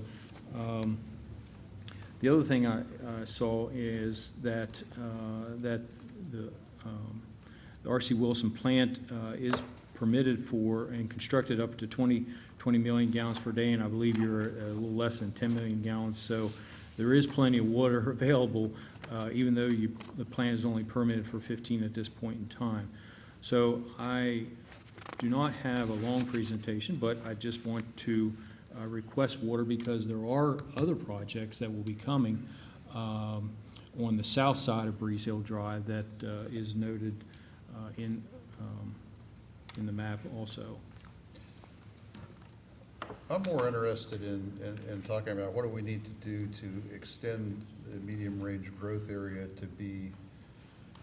to go up to the state line and be. To be honest with you, I didn't even know it didn't go up to the state line. I thought it was already included. I mean, there's the county's growth area and ours stops down short of the runway. It doesn't make any sense. I mean, there was an exemption already given to, back in 2015, to a parcel on the corner of Breeze Hill Drive, and that was for the Penmar Board of Realtors. And then, of course, across the street is another business that was there, and that was Erie Insurance. And the line that we put it into went into Citicorp. So, I mean, this line has been maintained by the city water for the last 30 years. It has fire hydrants up and down the road, so I never, I guess, imagined that we wouldn't be able to get water. So. This was sort of a planning question. Okay, sounds like a planning answer is Ted, is that's needed. here. Lou's not Yeah, coming. Lou's not coming. I gotta see. He's really late if he is, so. Okay, before I touch on the MRG, I just want to say that the airport area is a little unique in that the comprehensive plan and the water and wastewater policy specifically refer to these economic development target areas of the county, which are identified in their 2002 comprehensive plan. 2 of the target areas are in our MRGA, Hopewell Valley and Friendship Technology Park. We added Friendship in the most recent update to our comp plan. Not in there is the airport area. And that was discussed with the council at the time of the 2008 comp plan, and it was felt that it shouldn't be included. It should open up discussions with the county about possible revenue sharing and things like that. So it didn't get extended up that way. But the entirety of the airport and all of the land up to state line between 81 and 11 is identified in the county's 2002 plan as the airport economic development target area.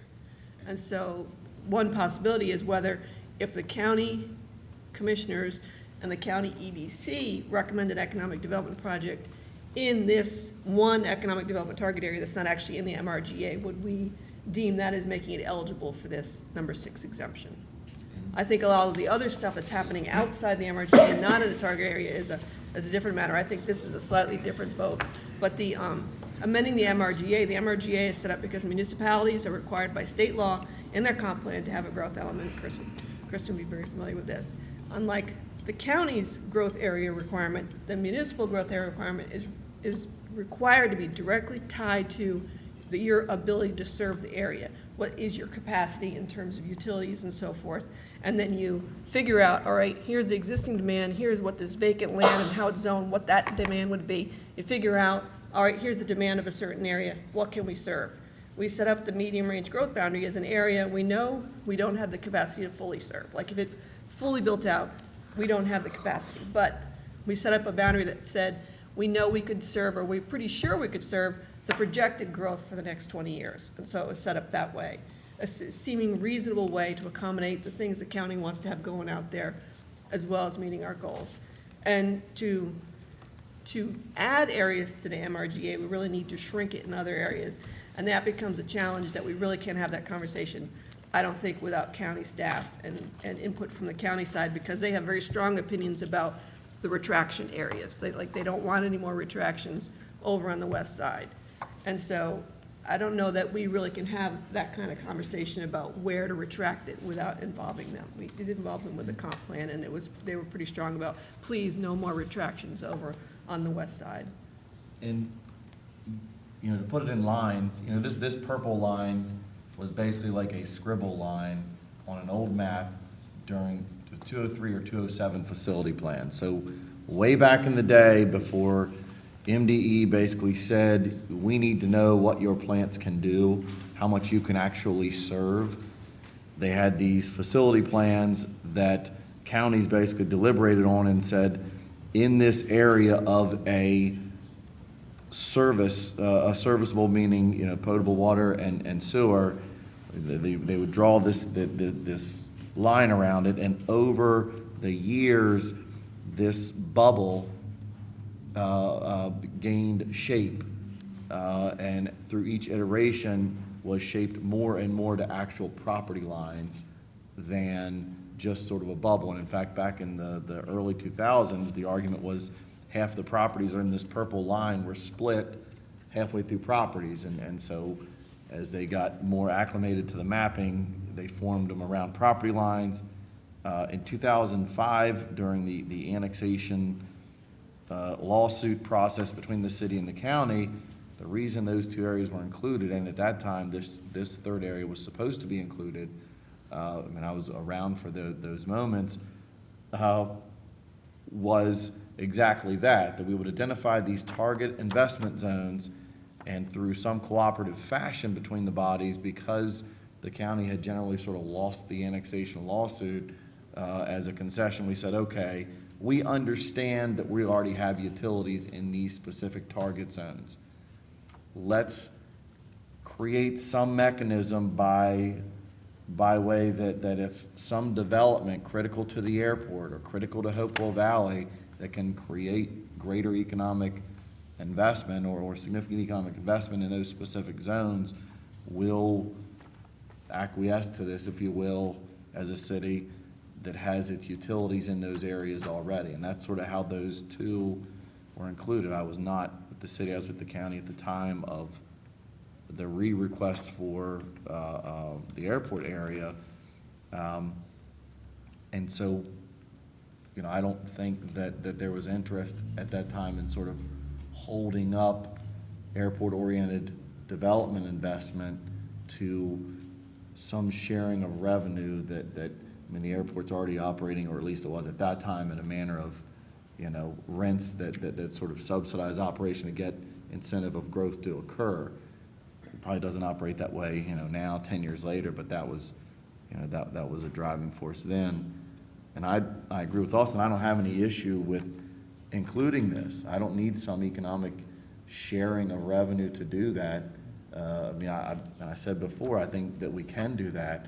All I'm saying is, now that the state has directed us as utility providers to say, we can only serve this amount of space based on foreseeable capability. If we're going to do that, and I'm happy to include the airport in that, you know, then we got to be able to give up some other area that isn't as economically driven, you know, toward that targeted investment. And frankly speaking, I think that some of that is because there are landowners out in these areas that are shaded gray, that are in the purple, but not in the blue, influence the county commissioners to keep their land inside the purple. And I don't think we should look at it that way. I think that we should look at it in a means of, you know, where you get the biggest bang for your buck for the use of those utilities that you have. And some undeveloped 400-acre parcel that a landowner simply wants into one end doesn't or shouldn't get the same sort of, you know, consideration as, you know, as the area in a place like Hopewell or the airport. And a new wrinkle for this kind of conversation is the county's current project to upgrade wastewater on the west side, which is making what we thought of as dormant farms suddenly on the table as potential development. And they want water, and they're outside the MRGA. So that's a new wrinkle that's just bubbled up. Yeah, and, you know, part of that conversation, and something that, you know, my staff that we've started is the ability to produce the water is only one piece of the equation. The other piece of the equation is to deliver the water. Right. Your infrastructure, your piping, your pump stations. And it's not just in delivering the water for domestic use, it's also making sure that, that you have the fire flows where you need them. And the further out in the system you get, you know, sometimes the more, it gets more difficult. And we currently have things in the water master plan, you know, projects that we identify as developer-driven. The tough part is deciding when, you know, at what point does it become, who's going to pay for it? Is the city going to incur those costs and allow, you know, and the growth can continue in whatever area? Or do we say, okay, this is truly developer-driven and it needs to be, you know, it needs to be taken care of in that manner? So there is two sides to that equation, and I'm not speaking for or against this specifically, but, you know, we can't lose sight that producing and delivering the water both have to happen. And going back to our prior conversation of this at last meeting, I'm assuming this light blue line is the target, right? The approved water agreement.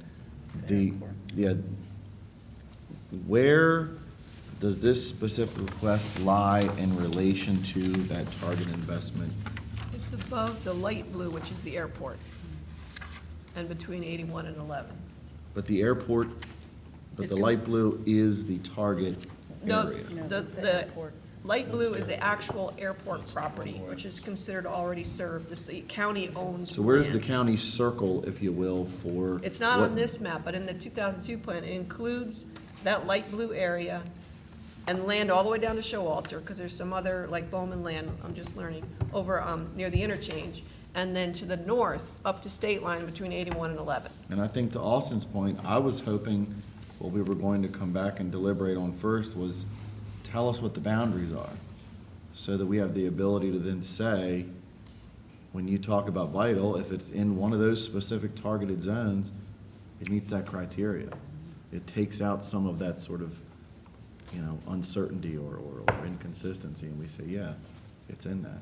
And I don't have I wouldn't have any hesitation saying, okay, we're going to address it, but you're going to have to give some consideration to bumping in, and we're going to have to come to some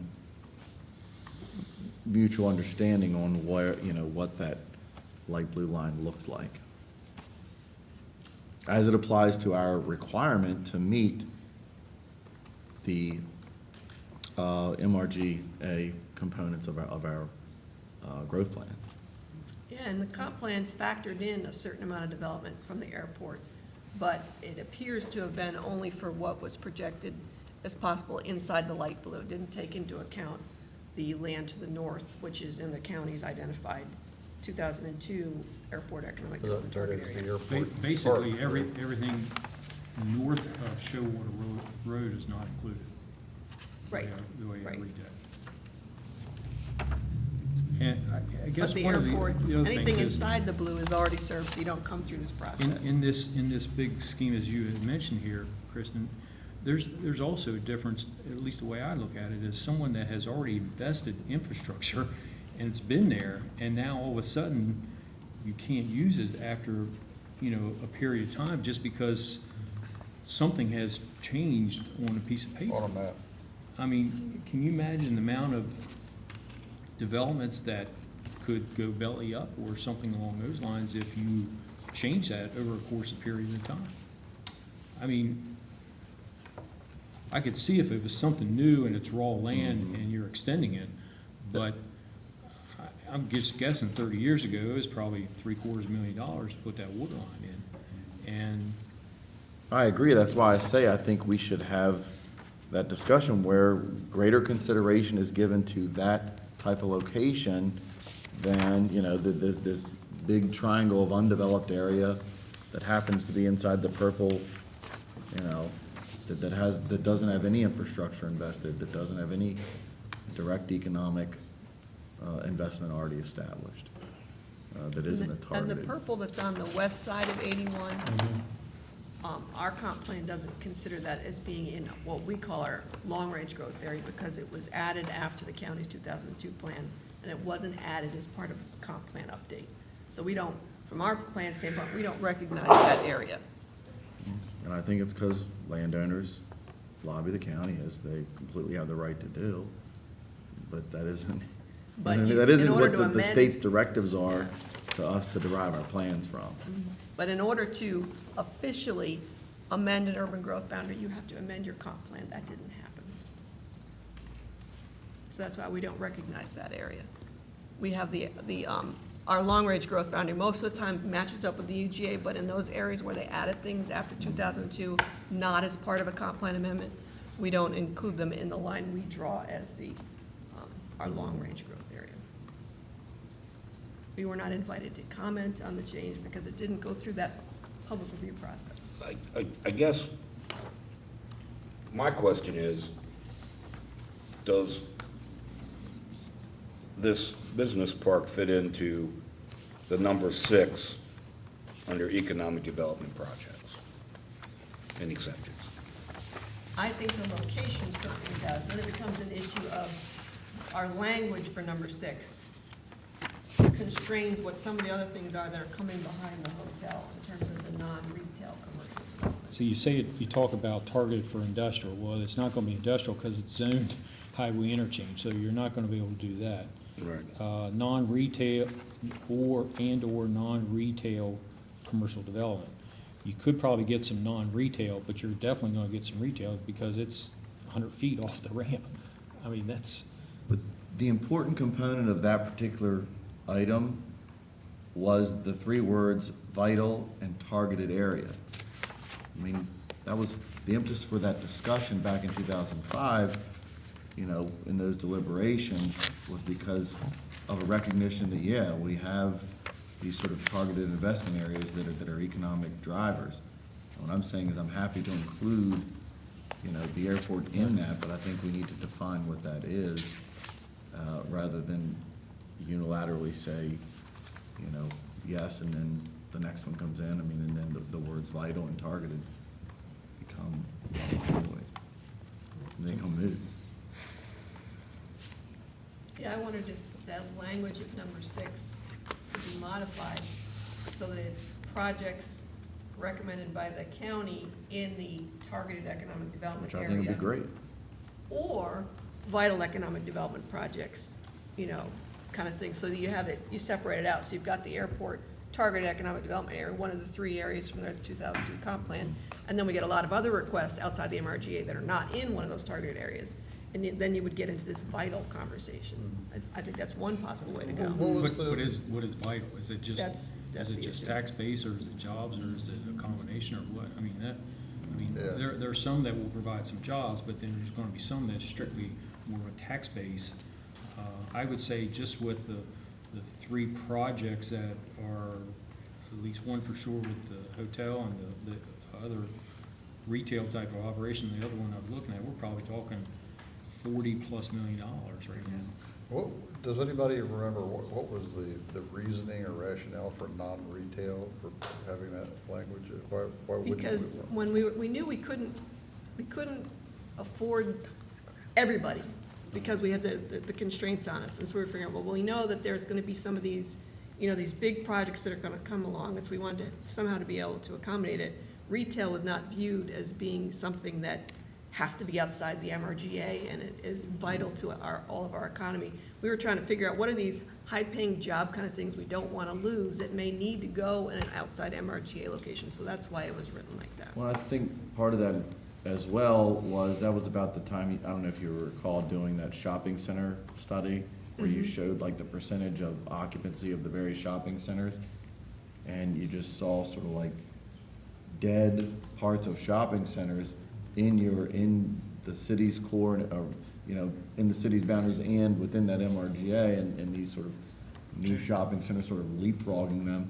A good one would be St. James North, where you had the food line, now it's empty, you know, but then that sort of popped up, you know, and then it sort of moved it down the road. And that, I think, was part of the impetus of trying to sort of avoid having that. Of course, that was way before we realized Amazon was gonna sell everything to everybody, you know, and they'd all be empty, but that was the goal at that time. And if the MRGA boundary isn't where it needs to be, recognizing that it's gonna have to be some kind of a boundary, then I think that's where you accommodate these projects that might not be considered vital. But this exception wasn't thinking there would be a huge amount of allocation we'd be giving out, that it would be exceptional things, Right. as well as this targeted area. So we weren't imagining that exception 6 was granted to everyone, because we just don't have the capacity unless we're fine with the idea of eventually not having capacity for the city and things close to us that we can annex, because we've allocated it all out in the extreme areas. That's the concern. And I think it's important to note that we do have a request for retail in the airport business park. So I think we need to decide whether tonight's conversation changes the response to that customer, or a future work session as we further refine the policy. at the current time, we've told the customer that it doesn't fit exception number 6. And that we would advise them should the policy change in the future. And I'm saying I'm interested in looking at a method that includes that. Includes retail. No, that includes The economic development target area. right, as you indicate, the parameters of how 6 is applied. Or the wording of And the where Right. of this particular, because I think as you point out, you know, part of that was, okay, most of these would be, you know, small users in terms of quantity, but, you know, higher economic, like investment. Hotels different than that. I mean, I realize it's a bit unique, but that's a pretty high user, and then that gets to your question of, you know, can, you know, to what degree do you need investment made by the city? Because you say, okay, we put an 8 or 12-inch line in, but then our utility department may be sitting there saying, okay, but, you know, what are the facility capabilities of providing adequate pressure and flow to that within that area? Because if it's a warehouse, it's one thing, but if it's a 6-story hotel with, you know, 100 rooms, that's an entirely different thing. And then so I think that there has to be some consideration given to And that. the infrastructure that's here, you've got a dead end line. So ideally, what needs to happen is it should be looped. At some point, it should be looped. Both from a domestic, you know, from a day-to-day use standpoint and from a water quality standpoint and from a fire protection standpoint. And type of use would drive that necessity. It should drive that, well, yeah, it should drive that necessity. But once again, you go back and say, okay, we've grown in this area for the last X number of years, and now we're, let's just say, real close to capacity. At what point, you know, we have to decide, you know, run the hydraulic model, we look at some, you know, we look at the numbers, we look at, if you will, on some level, I'm gonna say liability associated with fire protection, and you say, okay, what do we need to do and whose responsibility is it to do it? We know pump station 3 is pretty well maxed out. We also know we have limitations as far as height and what we can do with water tanks because of FAA. So there's a lot of things that you gotta think about from a water system standpoint. That doesn't mean it's not doable. Yeah, in that particular area, I don't think there's many limitations for height because it's not in the much in the glide zone, so. But when that was designed and installed years ago, I'm assuming, I wasn't here, but I'm assuming that it met all that criteria, and now all of a sudden, because we're on the end of the line, it has changed. Well, you're probably absolutely right, but the other thing that has changed is fire flow requirements. Fire code has changed fairly significantly. I know at the airport, I think the hangar is at a hangar, it's 4,500 gallons a minute for, I think, 20 minutes sustained. That's major. That's a lot of water right here, right now. And your system has to, you know, when you're looking at growth, the domestic side of it is much, much easier than the fire protection side of it. Ma'am, sir, answer some of your questions on that. At the microtel, we have booster pumps. Yes. It's constantly, we have booster pumps and booster tanks. It's on the other side of town. Same thing with the fire sprinkler systems. We have pumps for our fire sprinklers. They're almost the size of a car engine. At our Days Inn, it's almost a mini SUV. That's how big those pumps are. Same with the Garden Plaza. There are pumps designed for the sprinkler system to boost that if there's an emergency. Yeah, but you're boosting, in other words, if this is the main and you're here, Right. you're boosting that water from this main. So even though you're boosting it inside of the facility, you're still drawing it from this main to boost it. So, We so have water has to storage look at it tanks. and say, can the pipe deliver the water? It's great that you can boost it as fast as you can inside of the facility itself, but the line has to be able to deliver the water I to be understand, but boosted we in the do first have place. storage tanks that stores the water. Same thing at the microtel. I have storage tanks that stores the water. And the other question that you had concerns about that, oh, this is gonna be a state line hotel. My name is attached to it. It's not gonna be a state line hotel. Trust me on that. If you pass by the Garden Plaza now, it's a different story, isn't it? So it's not, and same thing with the water at the Garden Plaza. My water bill was over $12,000,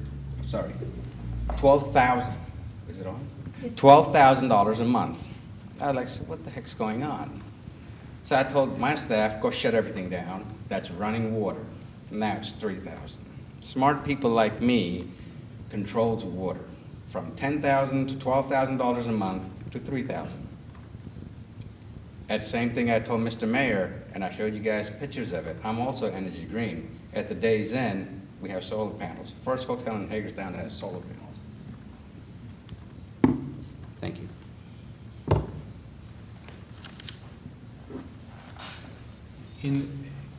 Back in 2015, when we requested, I guess, hookup for the Penmore Board of Realtors, we had a little discussion going on about drilling a well. And I'd like to hear from the health department in reference to if that is still, at that point in time, they denied us to drill a well because of the water line being in the road. And I didn't know if that was still applicable or not. Do you want to come up to the table?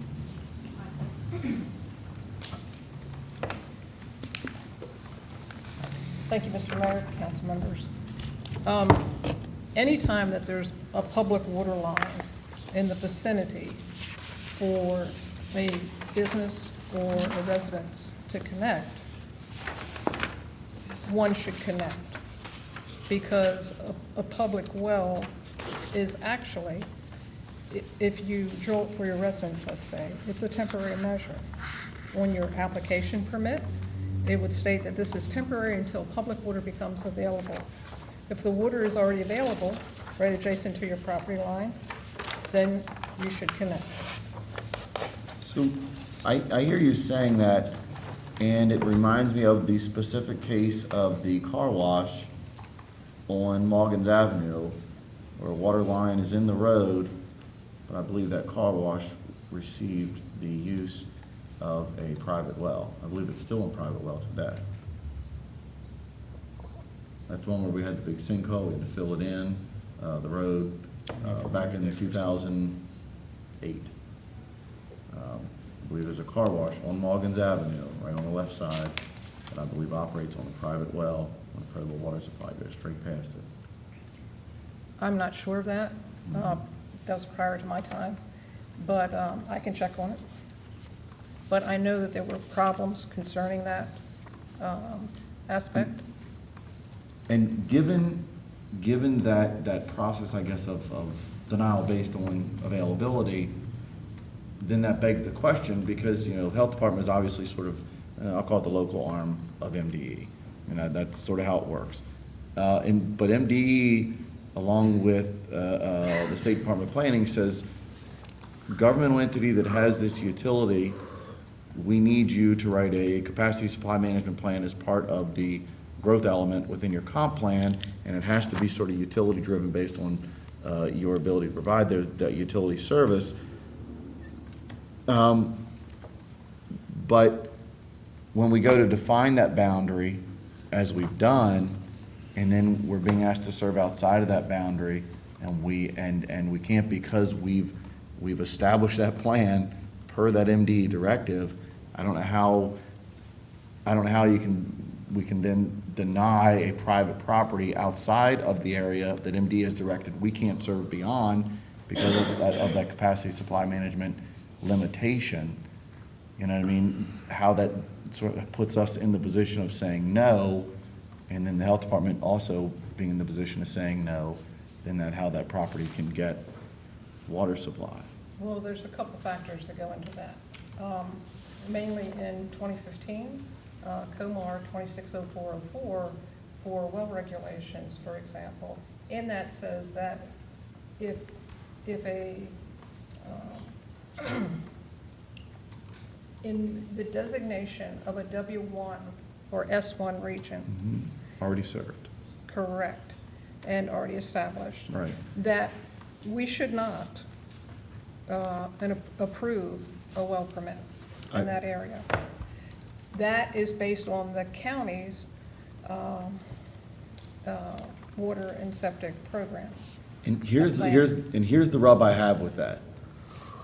The state also doesn't allow municipalities who happen to be the owners and proprietors of those water and sewer systems to write a water and sewer capacity management plan based on those classifications. So what happens basically is the state says, counties, you develop a water and sewer master plan, and you have classifications from WS1 to not served. And in between is, in this county, it's WS1, WS3, WS5, not served. In Frederick County, it's WS1, 2, 3, 4, and 5, and not served. So the county writes this plan of utility service capability for how the city's owned systems are going to serve those properties. The city isn't the one that gets to write the plan for how it's going to extend its utilities. The counties have been given the authority by the state to do so. So it's a little difficult, I guess, for me to understand how the county can dictate through a state-directed planning process how a municipal utility provider is going to provide its utility over time. It doesn't make a lot of sense. What would make sense is if the state were to direct the owners of the water and sewer systems to write those water and sewer master plans. Well, my understanding of the water and sewer plan, 2009, the update, is that the county serves as the umbrella Right. agency, and that each municipality under that puts forth their plan. And it should be a collaborative agreement that all of us work together with to best serve the public. It should be, but we have no say. I mean, the county determines, and all counties in this state determine the makeup. They are the approving authority of the water and sewer master plans in each of those county jurisdictions, and they do so. So in Washington County, there are 12 utility providers. The city of Hagerstown is for its water side, is 12 times larger than all of those other systems combined, but the county still dictates by the county master plan the water and sewer classifications for the city's water and sewer system. It just is a little odd to me, and that's literally how it works. It doesn't make a lot of sense. But that's above our pay grade. Yeah. I don't think we can solve that. I know, but what's being said here is because this is already a WS1. It's a meaning W1. W1 meaning it's already served. Because the county has said it's already served, we're obligated to provide that service. They're obligated to deny the well permit because the county has determined that the city's already serving this place. Even though the city hasn't determined it wants to serve this place, the county plan has determined it's going to serve, the city's going to serve this The place. very last time we had this conversation, didn't we say that this conversation should happen with the county? Right. Yes. Yes. Which I'm happy to. Okay. I was just, Well, in the meantime, yeah. that's not gonna happen. I mean, we need to make a decision. I mean, there's a lot going on here. I can't speak for other areas, but, I mean, there's infrastructure there. I mean, it's in a properly zoned area. I mean, there's been prior hookups on this system, and, I mean, we're at 50% max capacity at the water plant. Design capacity, maybe not permitted, but design capacity. Now, I know there's another issue with, I guess, providing that with pressure and all that stuff, Well, but. and then I'm gonna throw this in, because you guys can appreciate this after just going through a $12 million upgrade. The design capacity of the plant was established in 1929, when water regulations were very different than what they are now. So really the plant, we would love for it to be able to treat 20 million gallons, but, and then we also have the limitations of the transmission mains, so But there's to other get- things in there. But to get us from point A to B on this particular item, which I think is what you're looking for, you should be able to say, and I agree, I think we need to go have this conversation, and we should be able to know this evening, is it within the airport target investment zone? The particular property being asked to be served, is it? Target investment zone. Yeah, doesn't the county have a 2002. it is in that? Yes. So, okay, we can check that box. Is there something specific that city water utility wants or needs to be able to accommodate the request being made? Not specific, but at some point, decisions are gonna have to be made about completing this loop and upgrades to the water system so that we can continue to serve out there. So how much of that, on that map you're pointing out, is what, is the area they're trying to develop? They're right here. Right in there. The water main goes here, so there's this footage and this footage to complete the So loop. then- The total area, Kristen, is approximately 33 acres. That's the airport part. So then I think you come up with a way for them to loop it, or at least participate in that, and you say yes to this one, and then we go to the county and we get these changes made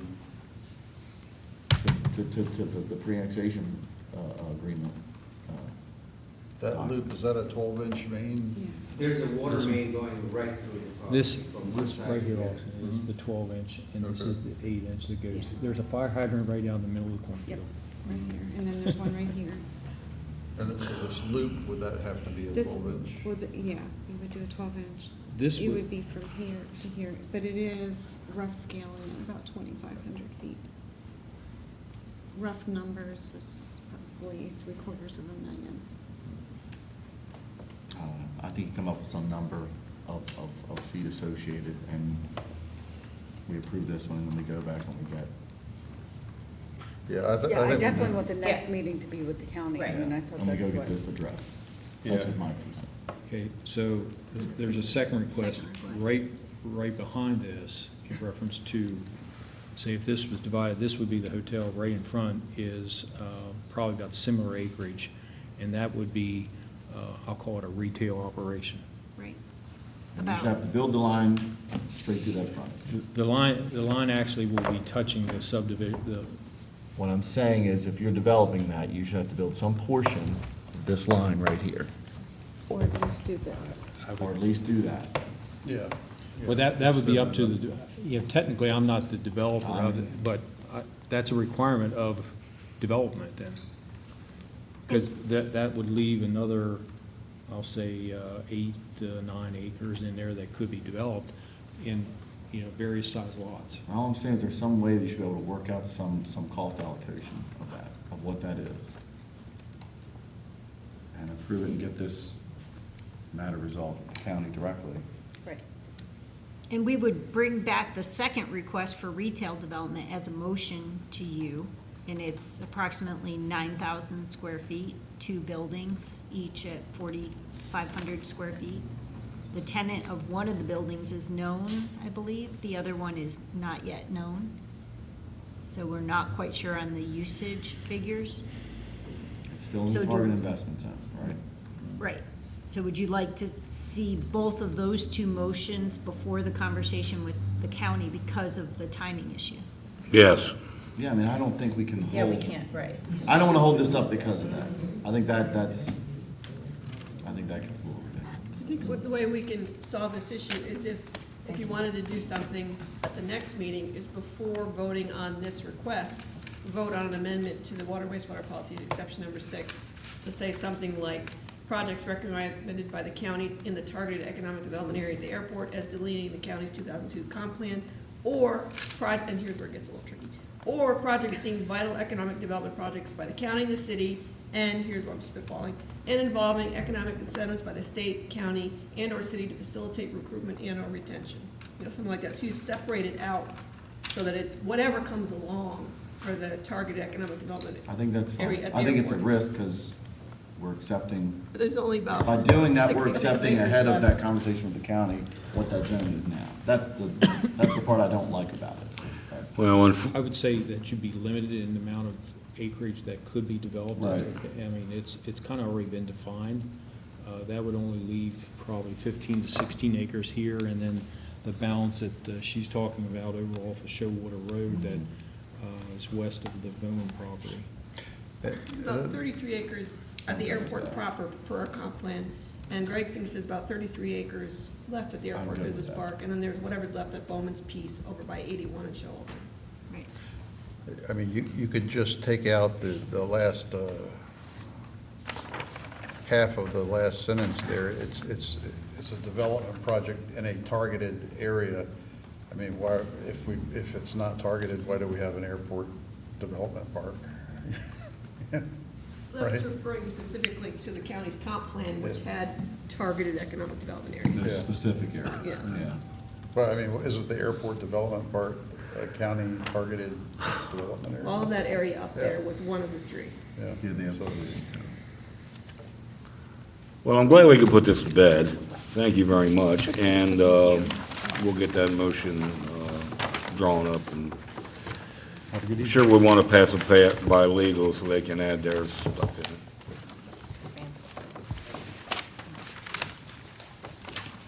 Good gracious. Okay, I need to get a motion to go into the 72nd special session, please. Second. Discussion, all in favor? Aye. Motion approved. First item, approval of an ordinance, tax rates beginning July 1, 2019.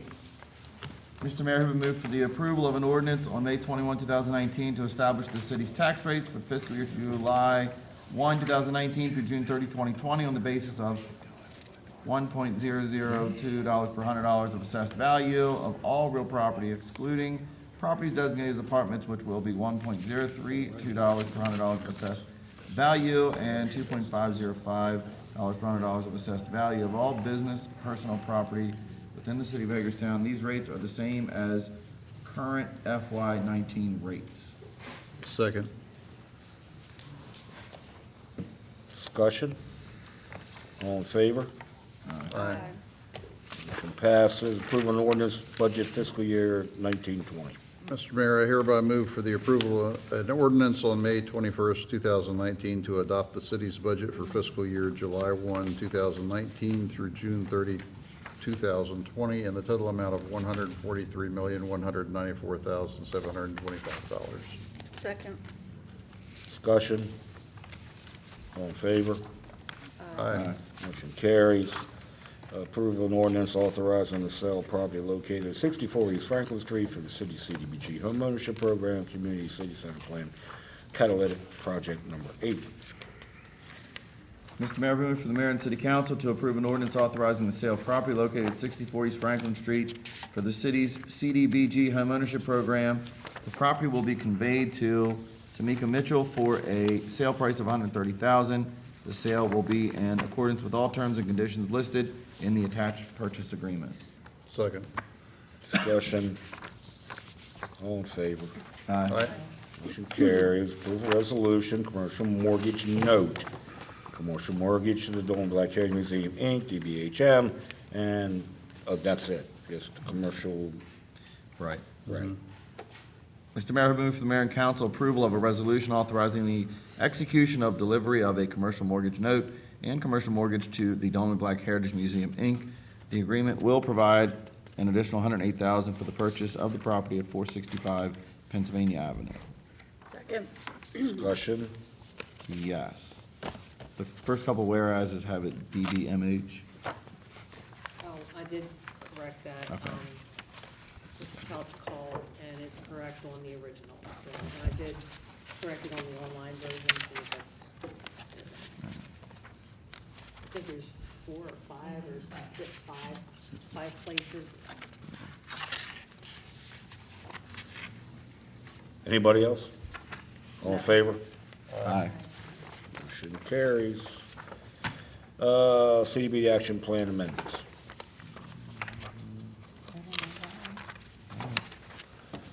Mr. Mayor, I move for the mayor and city council to amend the FY18 and FY19 Community Development Block Grant Annual Action Plans and Order to reallocate available CDBG funding from capital projects completed under budget. $25,000 of CDBG funding will be allocated for reconstruction of the Wheaton Park basketball courts, and $17,000 of CDBG funding will be allocated for homeowner emergency repairs. Details of the CDBG amendments are attached. Second. Discussion. All in favor? Aye. Opposed? Motion carries. City Administrator, comments, please. City offices will be closed on Monday for Memorial Day. That's all I got, Mayor. Two things. I want to give another well-deserved shout out to the inspectors. I know that the electrical inspectors have had a hard time over probably the past several months. I think that I received another compliment based on the interactions, so it's awesome. So thank you very much. It goes a long way. And the second thing I want to bring up, with hesitation, is the stadium. I really feel as if we need to have a discussion. I don't know who should be involved. I don't know whether, I feel as if there is skepticism going in and it feels uncomfortable. I don't know if I feel as if since we've tried this stadium approach several times before, and if we go about it the same way, it'll end up the same way, which is like nothing. I don't know if that means that we need to talk about funding first. When I think of a business plan, I feel as if talking about how do we get the funds, I don't know if phase 2 needs to happen first, or we put an RFP out, or just something different. It just makes me feel like, I don't know. And I know it's a controversial topic, and not controversial, but sensitive maybe? I don't know. I just feel as if there needs to be a discussion before June 4th, June 11th, whatever the June date is, to talk about phase 2. And I think that as a council, it's important for us to decide where this is not a baseball stadium. This is not about baseball to me. This is an economic development project. And where are we thinking of developing the city? Is it a sports complex? What does it look like? So, I don't know. I feel like it's already starting off on kind of a skeptic, and it makes me cautious. I agree. I think the definition of insanity is doing the same thing over and over and expecting different results, and that's what this looks like to me. I think I'm going to be gone on June 11th, which you're aware of. I think the Greater Hagerstown organization is apparently putting together a committee to help a stadium. The Chamber of Commerce is involved, the CVB is involved, so I think all three of those entities in the county need to be here at this table on June 4th, if that's our meeting date. I think we need to have this conversation and all get on the same page, because if we're actually going to make a baseball stadium work and not look like a clown show again, then we all need to be on the same page and moving forward as one unified front. And instead of this organization talking and this organization talking and 15 Herald Mail articles and the public being skeptical of what's happening, let's make it happen if we're going to make it happen. But it's going to take all hands on deck being on the same page, and I don't think we're there right now. I think we need to change the rhetoric a little bit, because when I think of the economic development of this project, I don't think of a baseball stadium. I more envision an arena, a facility where you can have the Barbara Ingram School present an outdoor musical at night, the Maryland Symphony, a venue for them to perform outside under the stars, a place for concerts, and a place for baseball. So I think you're right. We need to define what does this entity look like that we're trying to make a hub of economic development? And is it just a baseball stadium, or is it something much more than that? And I think that, Yeah, the rhetoric that I see back and forth on social media and that kind of thing is, the real detractors are, I don't like baseball, I don't want a baseball stadium. But I see it as so much more than a baseball stadium. It's Like a multi-use sports and event center. Right, it's not about baseball. Right, it's at not all. about baseball, it's about a downtown venue that attracts people to come and bring themselves, their business, their money downtown. Sure. We just need to go about it different. I think, yeah, and, what, I know Delegate Quarterman, got us the funding for the Phase 2 study, but is the Phase 2 study just about baseball? Or is the Phase 2 study about entertainment, and about what we're building? Especially, well, because phase one just seemed to be more about, can this town support baseball? Yeah. And that wasn't really, I mean, I didn't really have that question. I think the town definitely can support a downtown event Right. facility. And so,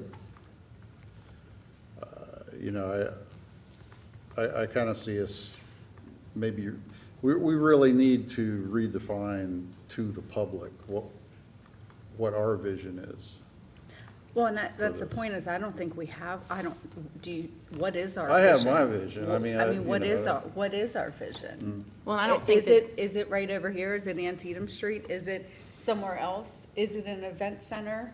Why aren't the sons at the table? Like, what is our vision? How do we sell something if we're all not on the same page? And if we have different organizations that are working toward the same goal, but in different capacities, that's a waste of resources and time. We should all be working toward the same one unified, defined goal. And to hear reasons as to locations as to be different, whether it's Baltimore Street or one of the other locations.